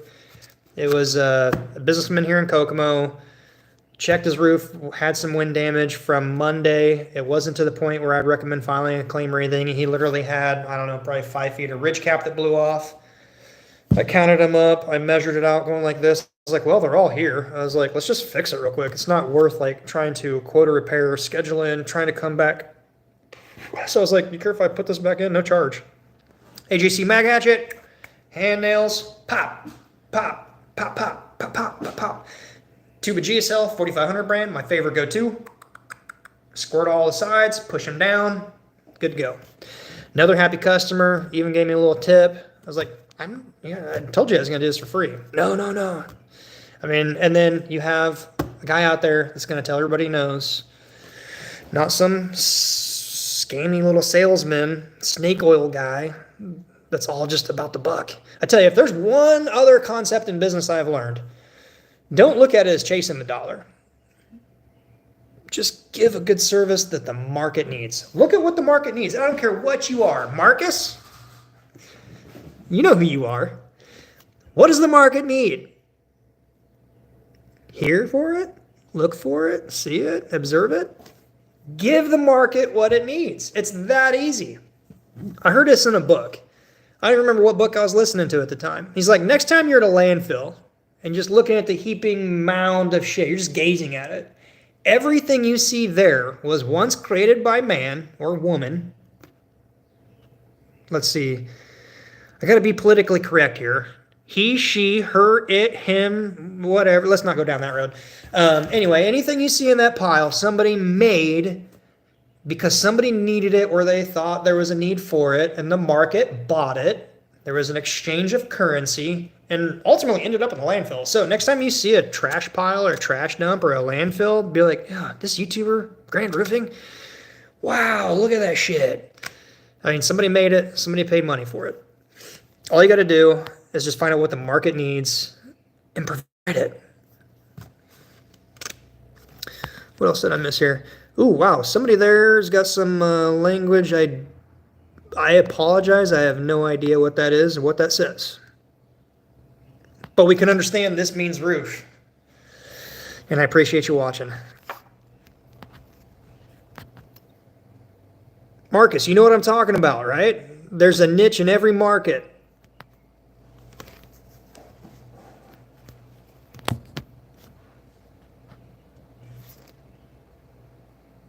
Do I know a good roof repair guy in Dallas?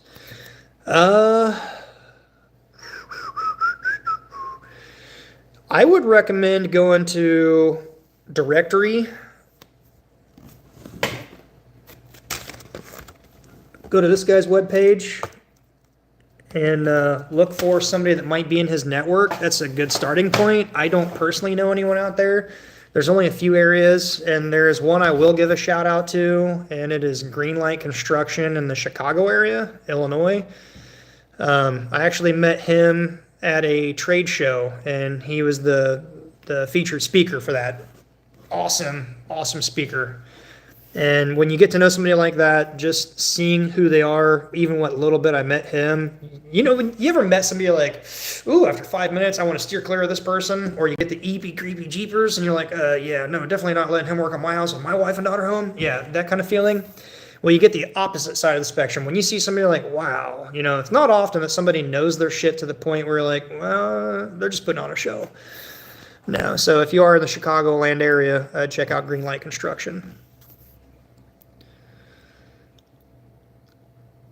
Oh, you're a roofer in Dallas, or maybe that was somebody else. Roofer Marco, you're in Dallas. Who said that question? Where was that? Am I looking for a producer in the studio? Mark, I didn't see that question. We might need to talk. I don't know. My nephew is supposed to help, but he doesn't take the initiative to help much. He is still in school, so he can't really do a whole lot. It's kind of going to be a one-man show, kind of like now. I did play around with a week or two ago where I had the GoPro wirelessly, put some software on, could actually go around the shop, but my Wi-Fi. And by the way, somebody in that video, you may be in here today. Here's one of my mesh units I need to plug in on that side of the building. Then I also have another mesh unit in that conglomerate of NASA station over there. Who wants to go grab another beer real quick? Been roofing for 4 to 5 years. Would you recommend getting a license now or wait for more experience? Well, what state are you in, Jesse? I mean, if your state requires a license, I'd recommend getting it yesterday, not when you get more experience. It just depends. Like, so that's another big thing I maybe need to clear up some miscommunication on licensing. So I'm licensed with the state of Indiana to do business, but as far as Indiana does not have a license for the roofing trade.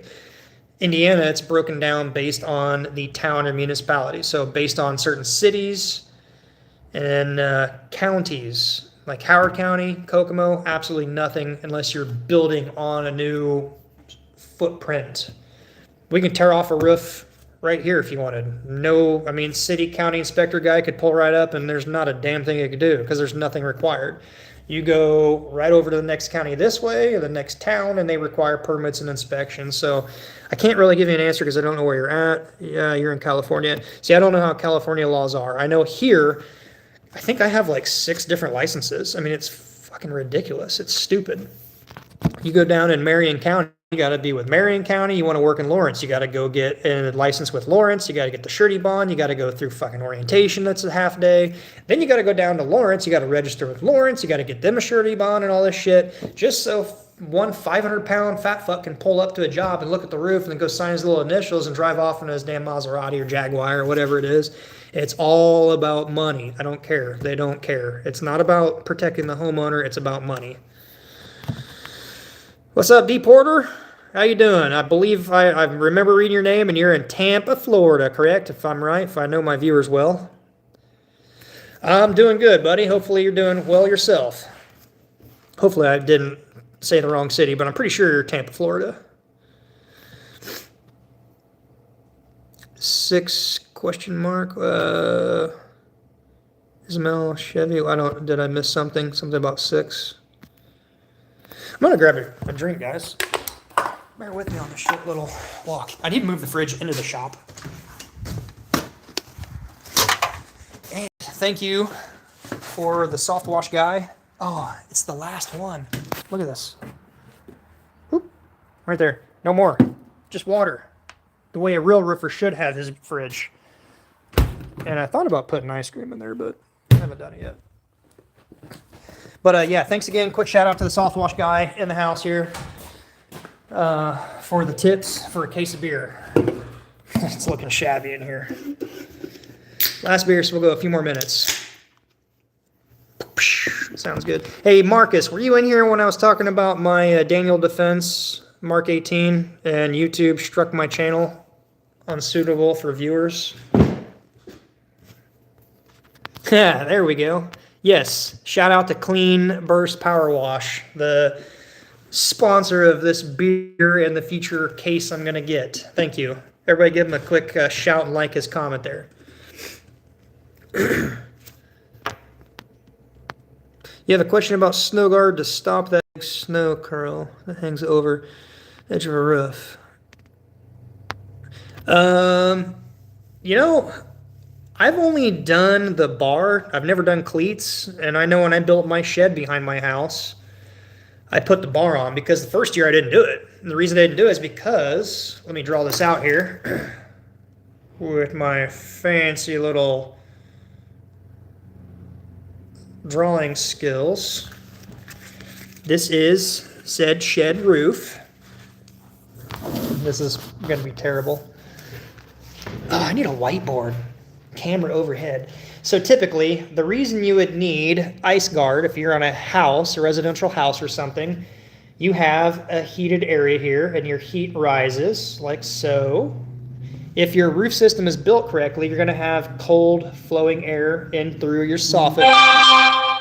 You will have either ridge vent, box vents, or a power fan or a whirly-do type of vent up top. For the warm air in the attic to rise out, you have to have cool air enter. When you have a heated area here, it radiates through all your soft, fuzzy, good insulation. Insulation, R value, is a restricted amount of time that takes for a unit of heat, I'm probably wording this totally wrong, to get through that area. So, your heated area will eventually rise through this. It will typically rise up and melt the snow on your roof, sliding down, hitting the cold overhang, and ice dam down here, and freeze, and snow catches and freezes. When it heats up, you get a big chunk of snow coming off. That's why you put ice break on. So you put ice break on typically in the area above your exterior wall, if that makes sense. And when I built my shed myself, I wasn't planning on ice break. The first winter we had big-ass pieces of snow shoving off there, hitting my dogs. I was like, oh, God, I got to fix this. But the problem is to put ice break on. Thank you, D. Porter. Appreciate the tip there. Oh, you know what? Real quick timeout. There's another YouTuber in Chicago that I follow, Dougie Corrado. He tells stories. Phenomenal channel. Check him out if you want a good time killer and listen to some stories. Monday night, he goes live, and he was doing this stuff, and I just want to see, don't laugh, because this is one I remember. He was doing like a thumbs up, and YouTube Live does something. I don't know. I don't see it. Maybe I have to be on YouTube Studio, but it was like fireworks going off, or he did this little heart thing here, and like hearts were coming out of it, or he did a peace sign and there was like disco lights going on. Anyone here know what I'm talking about? But before I take sorry, I'm getting sidetracked here. Thank you, D. Porter. Appreciate that. And then we'll get back on to here for the next case of beer. Thank you. Yes, there's usually 2 cases of beer in here, but I had my contract guys working on the house next door because it was in the shambles, and yeah, they took a lot of beer breaks and drank my beer. So thank you. It's definitely going to be designated to a couple cases of beer. All right, back to here. Guys, give him a quick thumbs up for that. There we go. Just give you a thumbs up, D. Porter. By the way, you may have said, was I right? You are in the Tampa area. I missed it. I believe you're in Tampa. All right, so where were we here? You got the ice coming down, and the reason I did not put the ice break here, turn my phone back over here, was because you need to screw the ice break into a solid piece of lumber. Well, when I built mine, I did not put my girts and purlins everywhere to acquire that. I actually, after the fact, built an overhang because I wasn't going to have overhangs, but it cosmetically didn't look good, so I built the overhangs. You're in Virginia. Okay, that's where Clean Burst Power Wash is. Porter, I think, in Tampa. So anyways, so I didn't have anywhere to screw it to it here, and this is a long-winded question to answer, or a long-winded answer for Mark's question. I ended up screwing mine in after the fact way down here because I did put a purlin in for the apron to be nailed off in the bottom of the panel. So it's extremely low from where it should be on a traditional house or barn that is heated, but that's the thing. Is it heated where this radiant heat is going to go up and melt? If that's so, you want to put it near the exterior wall above it. No different than if you have ice and water. If you have a 1-foot overhang and a 412 pitch roof, which is lower than what I drew, 1 pass of ice and water is sufficient. If you have a steeper pitch roof and say you have a 2 or 3-foot overhang, you really got to run enough ice and water passes to get past the exterior wall. That's the whole point. The radiate heat coming up through your insulation in the attic here, melting the snow on the roof, causing the ice dam down here. Because as it heats here into a liquid form, it comes down over this cold airflow where it's colder inside on that lower eave, and it ices up, causing an ice dam right here. It's really weird drawing backwards. Anyway, hopefully that helps clear up that. Any other questions? We're on a roll. This could possibly be the first live I ever get to over 100 viewers at one time. 7:12. We're a little later than I wanted to be.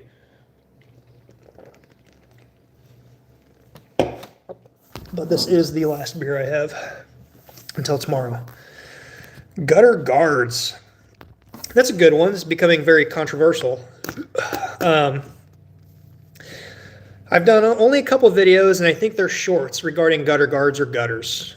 And a lot of people think they're a scam. But I can tell you, my house is right up against the woods. I've had them in since 2015. They're not a scam. It depends. Well, yes, okay. Gutter guards are a scam. Yes, there is some truth and validity to this. Unique Home Solutions. That's a scam.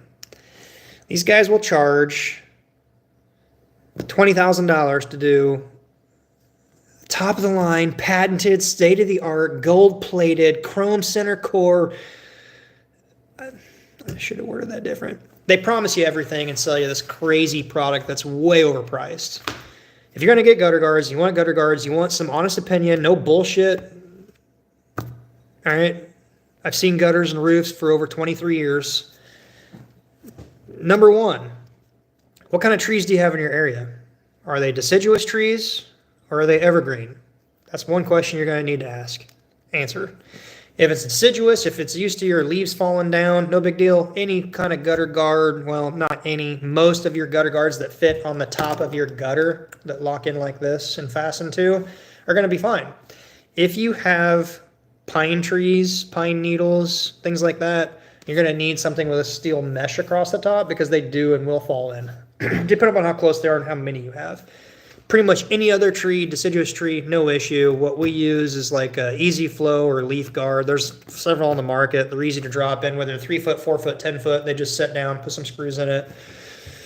I would say shorter the better. They're easier to handle. And as every material on Earth has an expansion and contraction, there's some tables out there that'll tell you aluminum, steel, concrete, they all expand and contract. Even concrete, you wouldn't think about it. Here's a little fun fact. Next time you cross a bridge, any bridge, You're going to see this threshold where it's like open, maybe interlocking steel like this, it's so it can expand and contract. Pay attention next time you see that.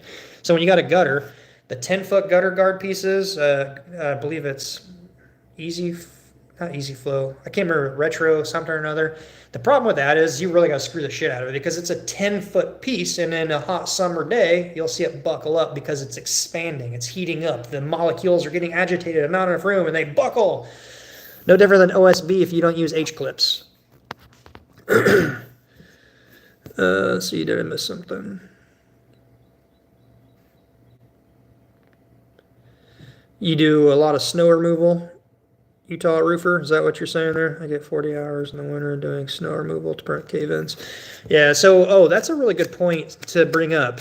When you're doing steel roofs, I was back on the fence and I've since switched. I've had employers in the past years that say screw on the flat, not in the rib. I've had people comment on one of the most popular videos I have of the worst roof metal edition, where they were like, no, you don't know what you're doing. I worked for a boss that didn't know what he was doing. And then I've since paid attention to what people say, used common sense and logic behind this, and putting screws in the top ridge. You're always going to have people that say the flat. You're always going to have people that say the top. If a washer seal goes out, you want it on the top, not on the flat. The downside to that, and why I'm bringing this up to somebody that shovels snow off of roofs, is snow rakes. They tend to catch those if they're on the top ridge. Some people don't do them on the top ridge. I just wanted to chime in and holler at you if you come across any snow removal off of roofs for snow load in your, I'm guessing, Utah area, because your name is Utah Roofer, if that's been an issue for you.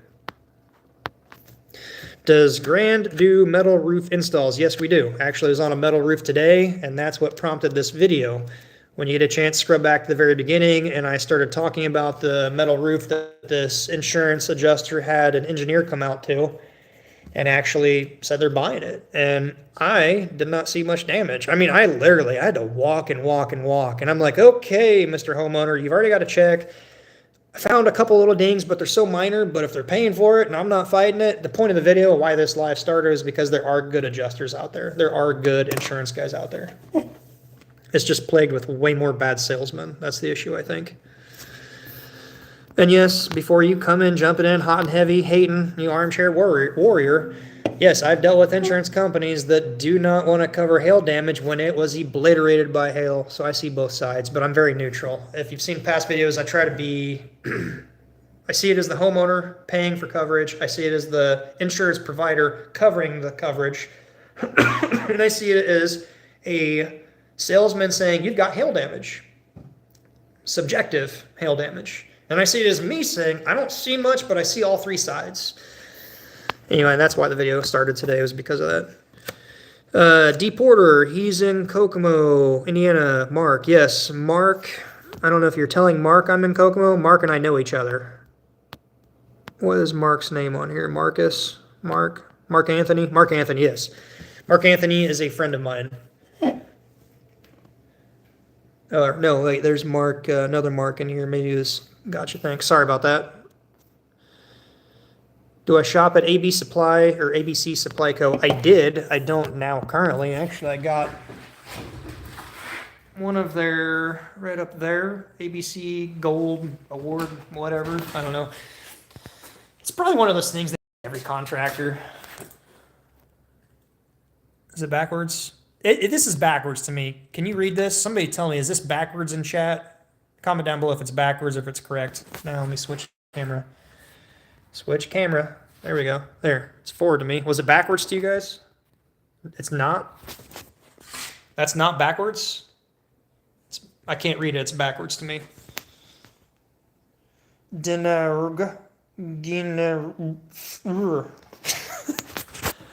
That's something fun I need to try to do. Drink a few more beers and then try to read the screen backwards here. Boop, boop. There we go. Nope, it's good. Yeah, it's totally, definitely backwards on my screen.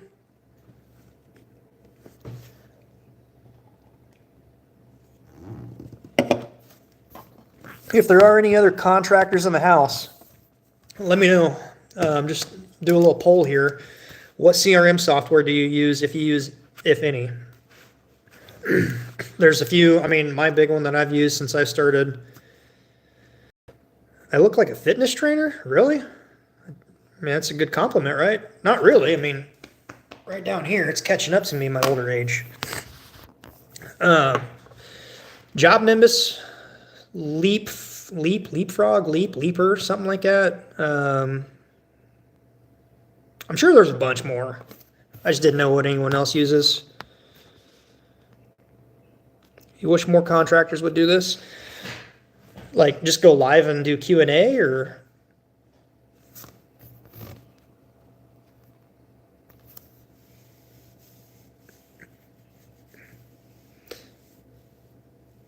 Should collab with a roof washer and see what they do wrong.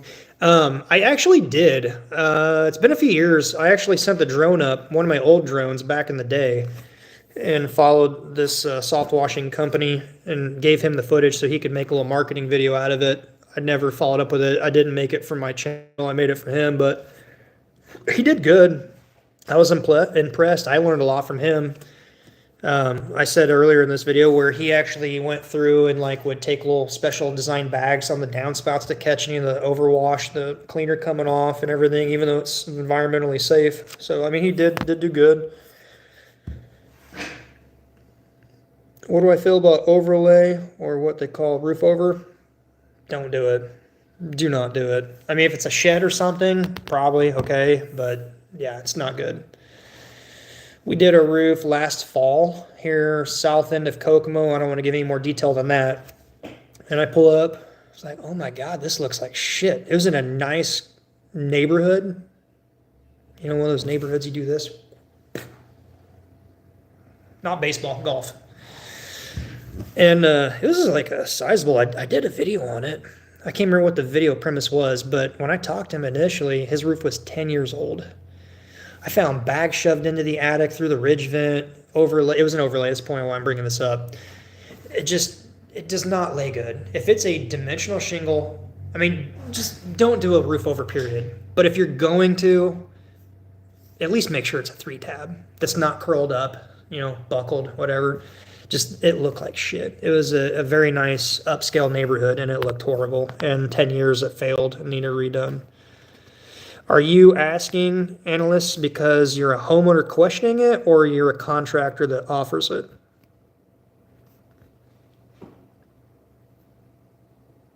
Are there different divisions with Grand?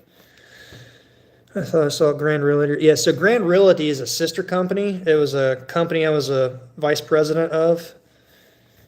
And I got bought out, and I bought my business partner. He was the vice president. I was the president of Grand Roofing. He was the vice president, and vice versa on the other company. And I talked about that earlier in this video. I left my employer to start this, and my, at the time, brother-in-law said, don't do that, we need to talk. And I was going to start a contracting company up and then contract from his company. So he ended up letting me be VP of the company. We grew that really good. He was happy and thrilled, but the insurance people were like, we can't be having insurance for a real estate company and have you be doing this volume of roofing. So we had to segregate the companies. He was VP of that company. It went a different direction. I've grown the shit out of it, and ended up buying him out. He bought me out. So yes, there is Grand Realty Services and Grand GR Products. GR Products is another sub company. That's what holds our patents. You bought a house with an addition, and they covered it, the original slope, roof of the house. You can literally crawl into the gap between the new roof and the old roof. I imagine if they did a roof over, you could probably see the waviness where the shingles just, they don't look good. They don't lay very good. Getting a new roof after a hailstorm. Owens Corning duration, shingles any good? Yes, that's what I primarily install, but I can tell you, JS, good question. All the brands are going to be pretty competitive, pretty comparable. Now, there's a few that I have big dislikes, and probably numero uno is going to be Tamco. Tamco, T-A-M-K-O, is for several states. This is where the manufacturer started back out in the Midwest or the West.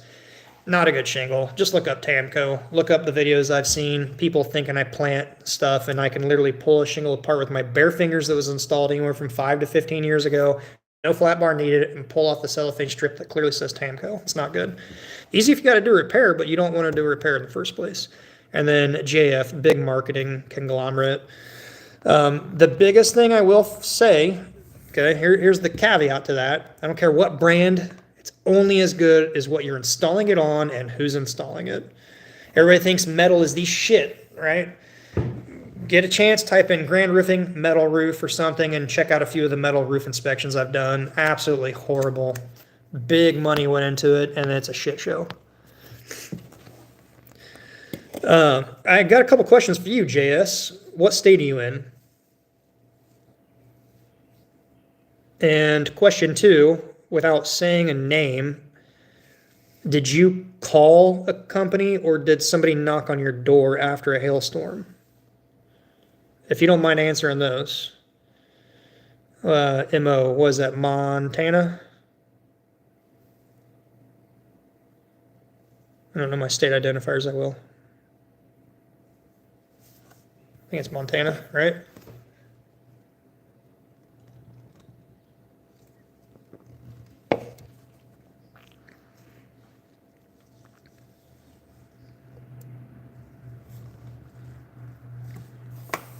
Let's see here. MO is Missouri. Sorry. Whoop. Well, that's what happens on live. You make an ass out of yourself. Bro looks like Chris O'Donnell from the 90s. I don't know who Chris O'Donnell is. Maybe I'll have to give it a look-see. I've been told I look like Jeff Gordon when I was growing up. And then who's the other podcaster guy? Something Shapiro? Jeff something Shapiro. I don't know. I think he's a news podcaster, YouTuber guy. But I guess O'Donnell's a very handsome man, right? So I take it as a compliment. Thank you.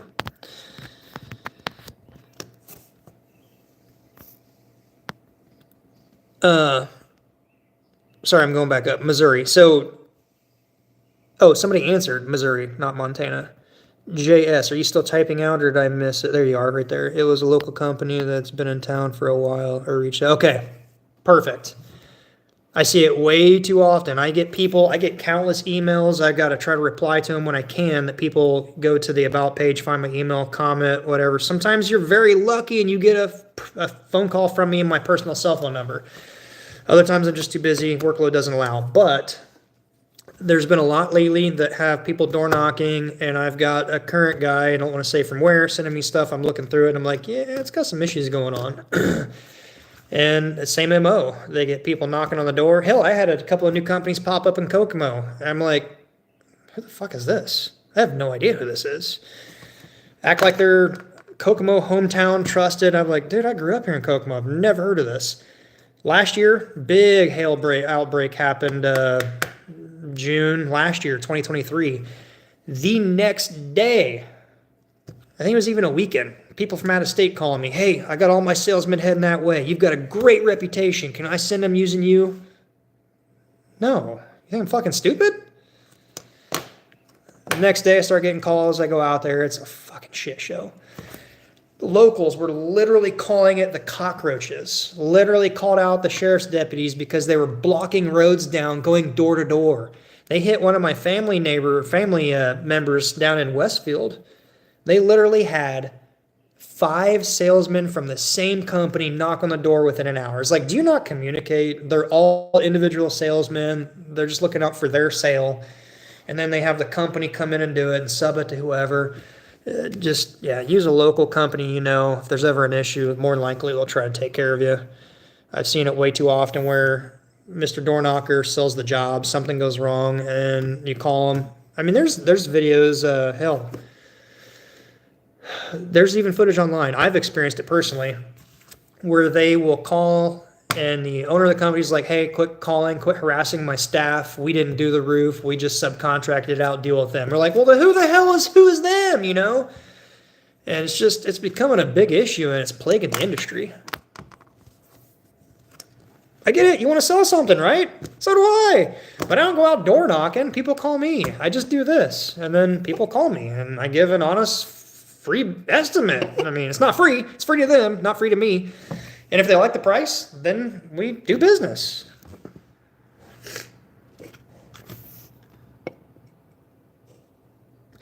Do I think there's an issue of shingling a 312 pitch, full ice and water barrier? Me personally, I think 3s are getting on the low end, but it can be done. I've seen 212s roofed.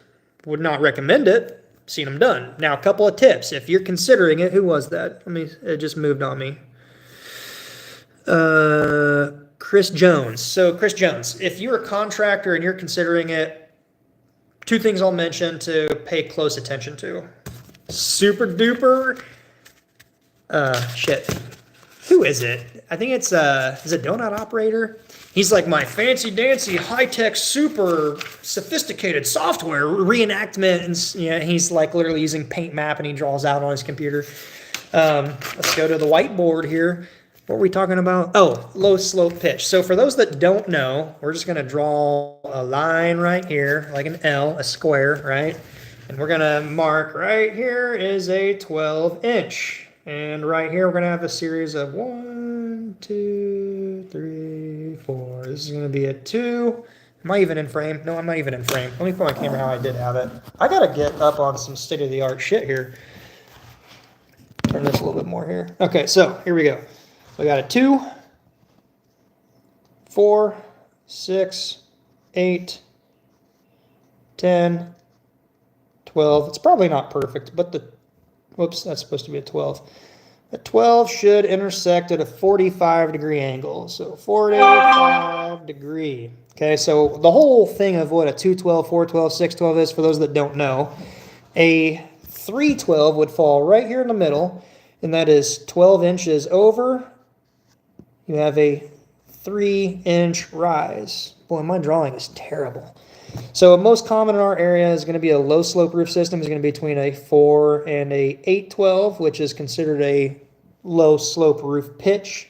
A 312, most shingle manufacturers will honor warranty because I use ice and water. It's not advised to go much lower than that. Then you want to get into a EPDM, a TPO, steel down to a certain pitch, some low slope roof system.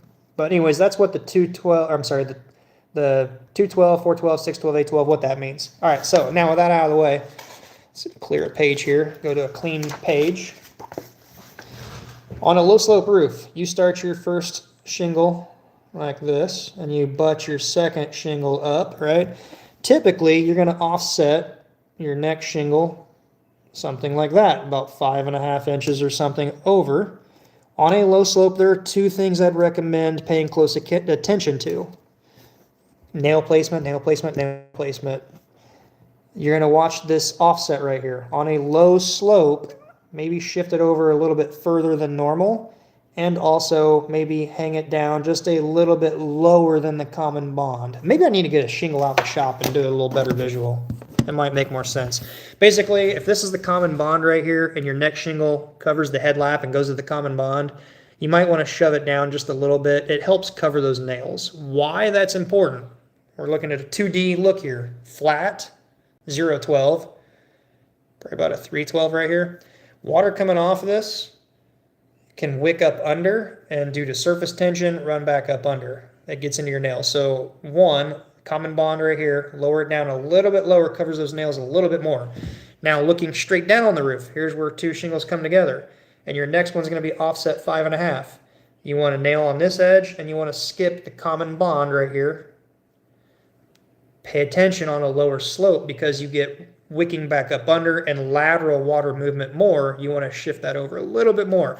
Not all the time, not in every install, but on low slope areas that could pose a problem, those are some things you want to watch for. I've even had guys on the crew like, hey, we're doing a low slope section here. It's one facet. Do you want us to move this over? Yes, most definitely. Pay very close attention to your nail placement. Look at the channel. Just yesterday, the day before, I released 2 new videos that were of the day of inspection of nail placement in the wrong area, rusting out, causing a leak. Very similar when you get water moving into keyways and wicking back up under on low slope. section. So hopefully that gives you a little more clarification on what my thoughts and opinions are of it. Can it be done? Yes. Is it advisable? Not really. The bigger thing is why build it that way? So if you're contemplating building a section, maybe use a different roof system or add a little pitch in. All right, I missed a few here. A lot of homes in my area missing 3 type shingles. Do I kick those roofs to offer repairs or leave a card on the door? Roofer Marco, are you out door knocking or just visually seeing? I mean, I don't have a problem if you want to leave a door or something. I'm not knocking on it. The fact that people go out and door knock, I personally don't do it. I, as a homeowner, I can't stand when I get bothered at dinner time. I don't have a problem with leaving a card, leaving a flyer, anything like that. But to, let me see, what's your question here? To answer the question as far as, do you want to do a repair? Let me reread that. Bug flying up here. Offer repairs or leave a card in the door. I mean, I don't have a problem offering repair, but if it is legit wind damage, or and you can push it to insurance because it's legit wind damage, not a maintenance policy, then push it through insurance. But if it's old, worn out roof and it's a maintenance issue, insurance is not a maintenance issue. Leave a card, recommend them. As far as like a lot of people, you got to keep in mind, put your thought into the mind of the homeowner. A lot of people don't have the money. And if insurance isn't going to cover it, don't get their hopes up and push it into insurance for the insurance to say no and get this big, long, drawn. Oh, we disconnected there. Sorry about that. And just offer a repair. If you think you can honestly repair it, keep it safe and dry, and buy them a little time and just be honest. Like, hey, your roof's getting worn out. It's getting bad. Plan on replacing it, but I can do a repair to buy a little time. Then do that. Because it's going to more than likely secure a good customer in the future. And that person's going to tell other people. There's a lot of business guys here in town that don't want to, got gnats flying around, that don't want to do repair work. And I've done repair work, and then a year or two later, it turns into a full roof replacement. Madden? Yeah, appreciate that. Love the channel. Would you consider duplicating your videos on Rumble? I've thought about it. Trying not to support YouTube as much as possible. Dude. Sorry, something popped up on my screen here. I totally know what you're talking about, Matt, because I just talked about in this video about how YouTube cracked down on my channel because I put out a video, private video, to send to my brother in Alaska of a Daniel Defense Mark 18 airsoft gun. Yeah. And I talked about Matt Carrico in Demolition Ranch. Yeah, so not just Rumble. I do want to do that. There's a way I need to figure out how to take all my archive footage and import it to Rumble. I just haven't had time. And then on top of that, all these gun YouTubers, Peppercorn, Pepper Mill, Pepper something or another, they're promoting this platform that they have developed and are running. Maybe I need to shift over to that too, because I love YouTube. I've learned a lot from YouTube, but I can't stand that there's certain things I can and can't say. Even when COVID was going on, they've sent me warnings, misinformation. Like, I said COVID. You want to restrict my channel because I said COVID? All right, I don't want to go down that rabbit hole. I don't want to get sidetracked. But yes, no, it's on the list to do. But unfortunately, it's down on the list. It's not super high on the list. Mark Anthony, would you consider growing? Hit 50 subs. What do you mean? Chris D. Oh, in the Batman movies. Okay. Sorry, I didn't. I scrubbed up too far. Thanks for the feedback, Chris. Appreciate it. Appreciate the support and the question there. Hi from Hawaii. There was somebody else in here from Hawaii, unless that was you again. Hello from Indiana.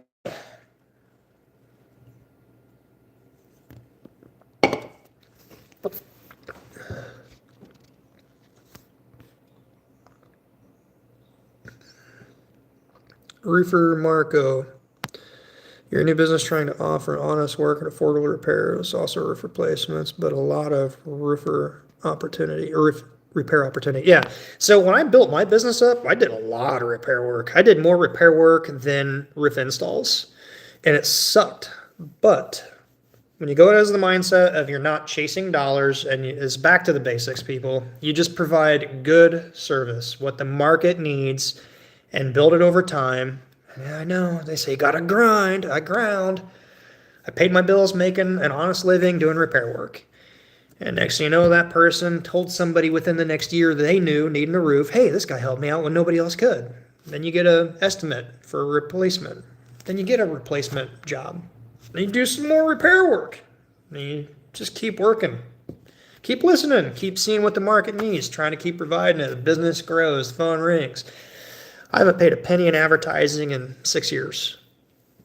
We did in year one with Google AdSense or whatever. It was a mistake. I think it was like $600 in the course of a week. I was like, oh, God damn, I'm a new company. $600, that's going to wipe me out quick. We put a stop to that. And of course, part of it may have been because the way the marketing campaign was set up, but whatever. Back to the basics. KISS. Keep it stupid simple. Keep it simple stupid. However you want to word it. See what the market needs. Fill it. Do it a little better than the other people. Do it over a prolonged period of time. Rinse and repeat.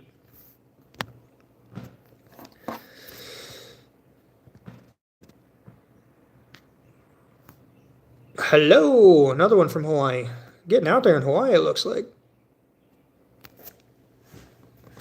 Oh, wow, we're at 7:41. I'm going to have to wrap this one up, guys. I really didn't mean to go this long.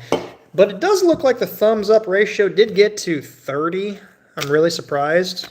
I was not expecting it to get that high.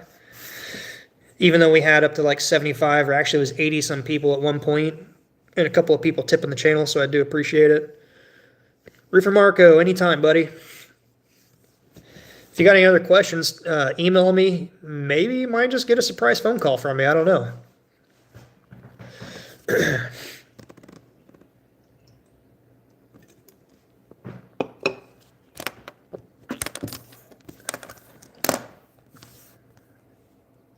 Been watching for a long time. Keep it up. I appreciate it. Tina, TNA Gaming Star. Appreciate it. So you probably learned some of the old school tricks that I've got with the cat's claw, the flat bar, the hatchet, how I reach in and use the flat bar to cut up under so you don't need to, oh my God, I broke the brittle test. You need to do a full roof replacement. When really you just split shingle, reach in with your hook knife, cut as much as you can, take your flat bar in, pound it up, cut it, pull it out, push your new tab in, drive the nails down, put a little 4500, pop the shingle down. Don't forget your nails on the top. Don't forget the caulking sealer there. Pat it down. Give them a good solid shake, firm handshake. Look at them clearly in the eyes, except on here I need to look right there. Another business tip here from an old mentor friend that's since passed.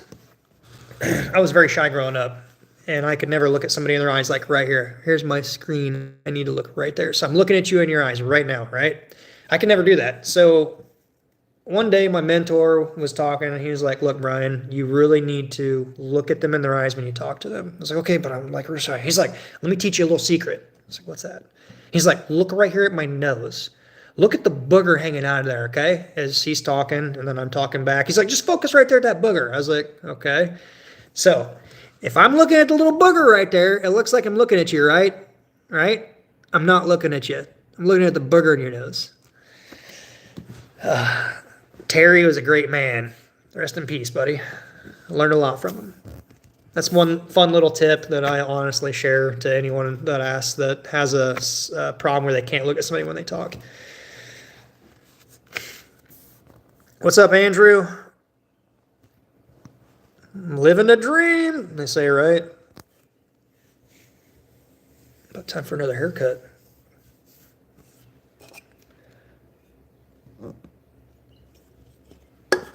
Damn, I still got to put my trailers away and everything. Yes, I appreciate that, Mark. I was just thinking about that. My little girl, I need to get home before she goes to bed. Hopefully they didn't chime in and watch, pop up on the screen, be like, oh, Daddy's at the office drinking a beer. Daddy's at the office trying to be a good influence in the roofing industry and trying to leave his mark and live on. So one day when I'm gone, people, I need to be looking up here, people will be, oh yeah, Brian, Grand Roofing. Yep, he left a legacy. He taught millions of people how to not get conned, how to repair and find their own leaks, how to start a business, how to run a business, whatever. I mean, literally, this channel has reached out to over 12 million views already. I get countless emails and messages from people, comments all the time. A lot of them, I mean, I try to read them all. There's some that I miss. Some of them have been really good. Like, it just makes me feel like, wow, this really is helping people. That's why I want to keep doing it.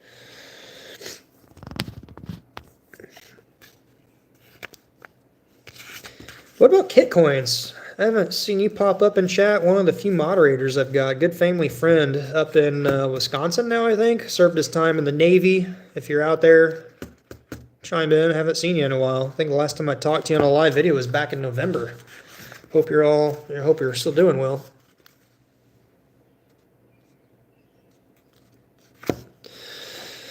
Well, so this live has been one of the best lives I've done. We're coming up on a little over 2 hours now. My super sophisticated reenactment software, it's a hit. Low, slow proof pitch. Where to put your ice break in insulation and heat rising and where cold air comes in. Yeah, watch it back if you haven't. If you're just chiming in, watch it back. It's pretty good. It's really got me thinking about how to have a camera overhead where I can have a little whiteboard right here on my desk and just in the OBS studio push a button and it be shining right down.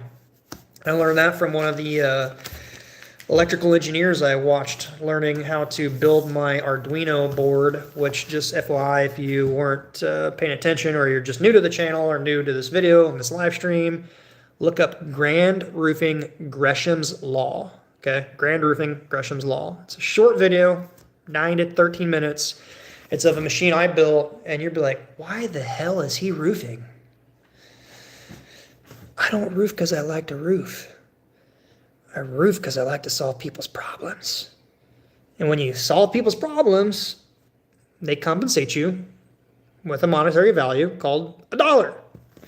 And I put that where I need to, where people compensate me for solving a problem. That's how the world goes round.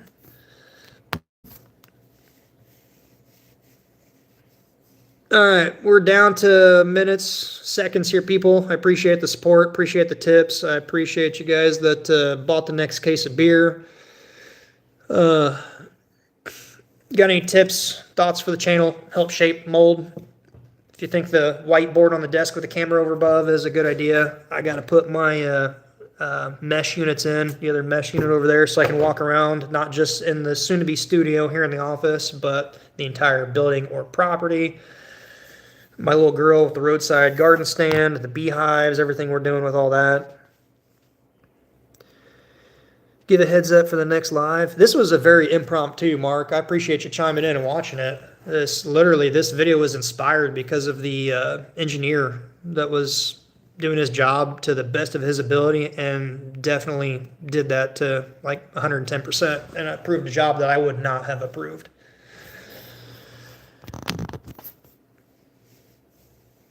So I encourage you to watch it back. All right, we're officially out of beer. Let's see what time it is. My screen just went off here. 7:48 Eastern time. Pretty early for me, but I do need to get back to my family. There's been several days this past week I was trying to do an impromptu live Q&A at the home office, but we had storms pop up, storms blow in. We had an unexpected downpour yesterday. It's supposed to be dry. Just everything keeps setting me back. I've still got a stack of estimates at the house to get through. I still got inspections to do. I've got repairs to get to. I am just falling behind. I feel like a failure at a business owner. And yet here I am at almost 8 o'clock doing a live video. You know, it's one of those things where if you do a repair, you help a family. If you make a video, you help countless people for generations to come.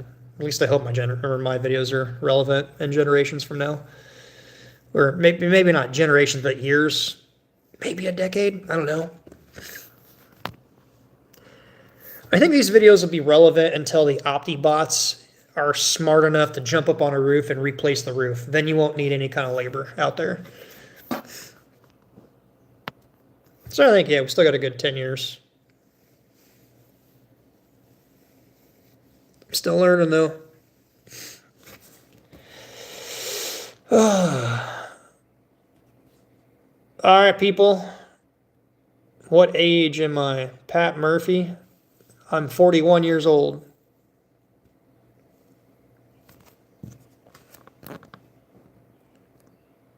Look like Pat Murphy just snuck in there, so I'll give him a quick minute.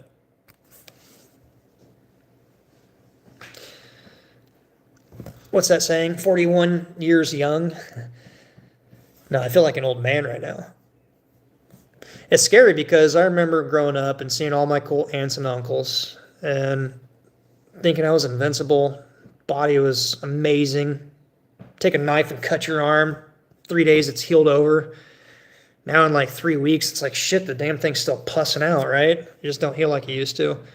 But, yeah, now I've got nieces and nephews in college, graduated college, and they're like, hey, Uncle Brian, you're cool. I'm like, oh my God. Like, I'm that old aunt and uncle now. Well, I'm that old uncle. Yeah.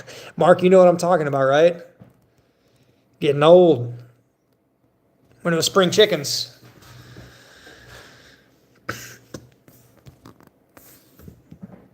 All right, people, this is the official end of the video. We're going to wrap it up here. Give it a quick thumbs up. Last minute, we're still, over the last 2 hours, we've gone up to like 85 viewers at one given time, and we still only have 38 thumbs up.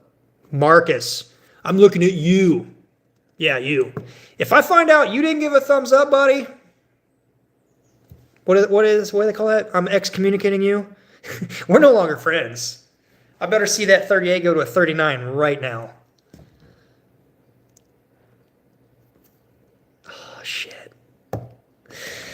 I'm just kidding. All right, people, I got to get these trailers locked up, get them in the building, get the door shut down. I got a quick little drive home.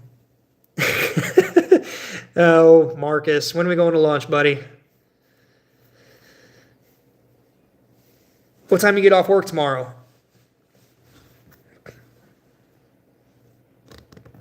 Actually, Marcus, you know what? Thanks to the couple of viewers that tipped for a case of beer, come on out to the shop tomorrow. You know where I am. You know where to go.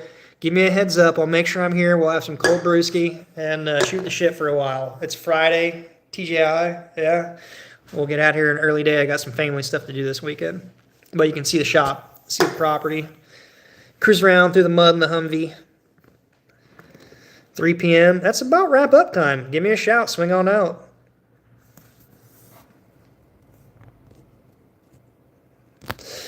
All right, people. Check out the videos. Check out the videos from the other night. The live video today. Scrub back. Watch it all over. Grand riffing. Gresham's Law. I mean, you might get something good out of it. It's kind of a badass little video. I'm going to keep this little machine I built secret until my daughter's in high school and she needs to do like some little project and be like, here, I'm going to teach you all about this. Take this in. Dude, she's going to win like a fucking Nobel Prize. All right. I'm going to get out here, guys. I appreciate it. Appreciate the support. Appreciate the tips, the comments, the questions, and the love. And as always, until next time, be safe and we'll see you on the next video.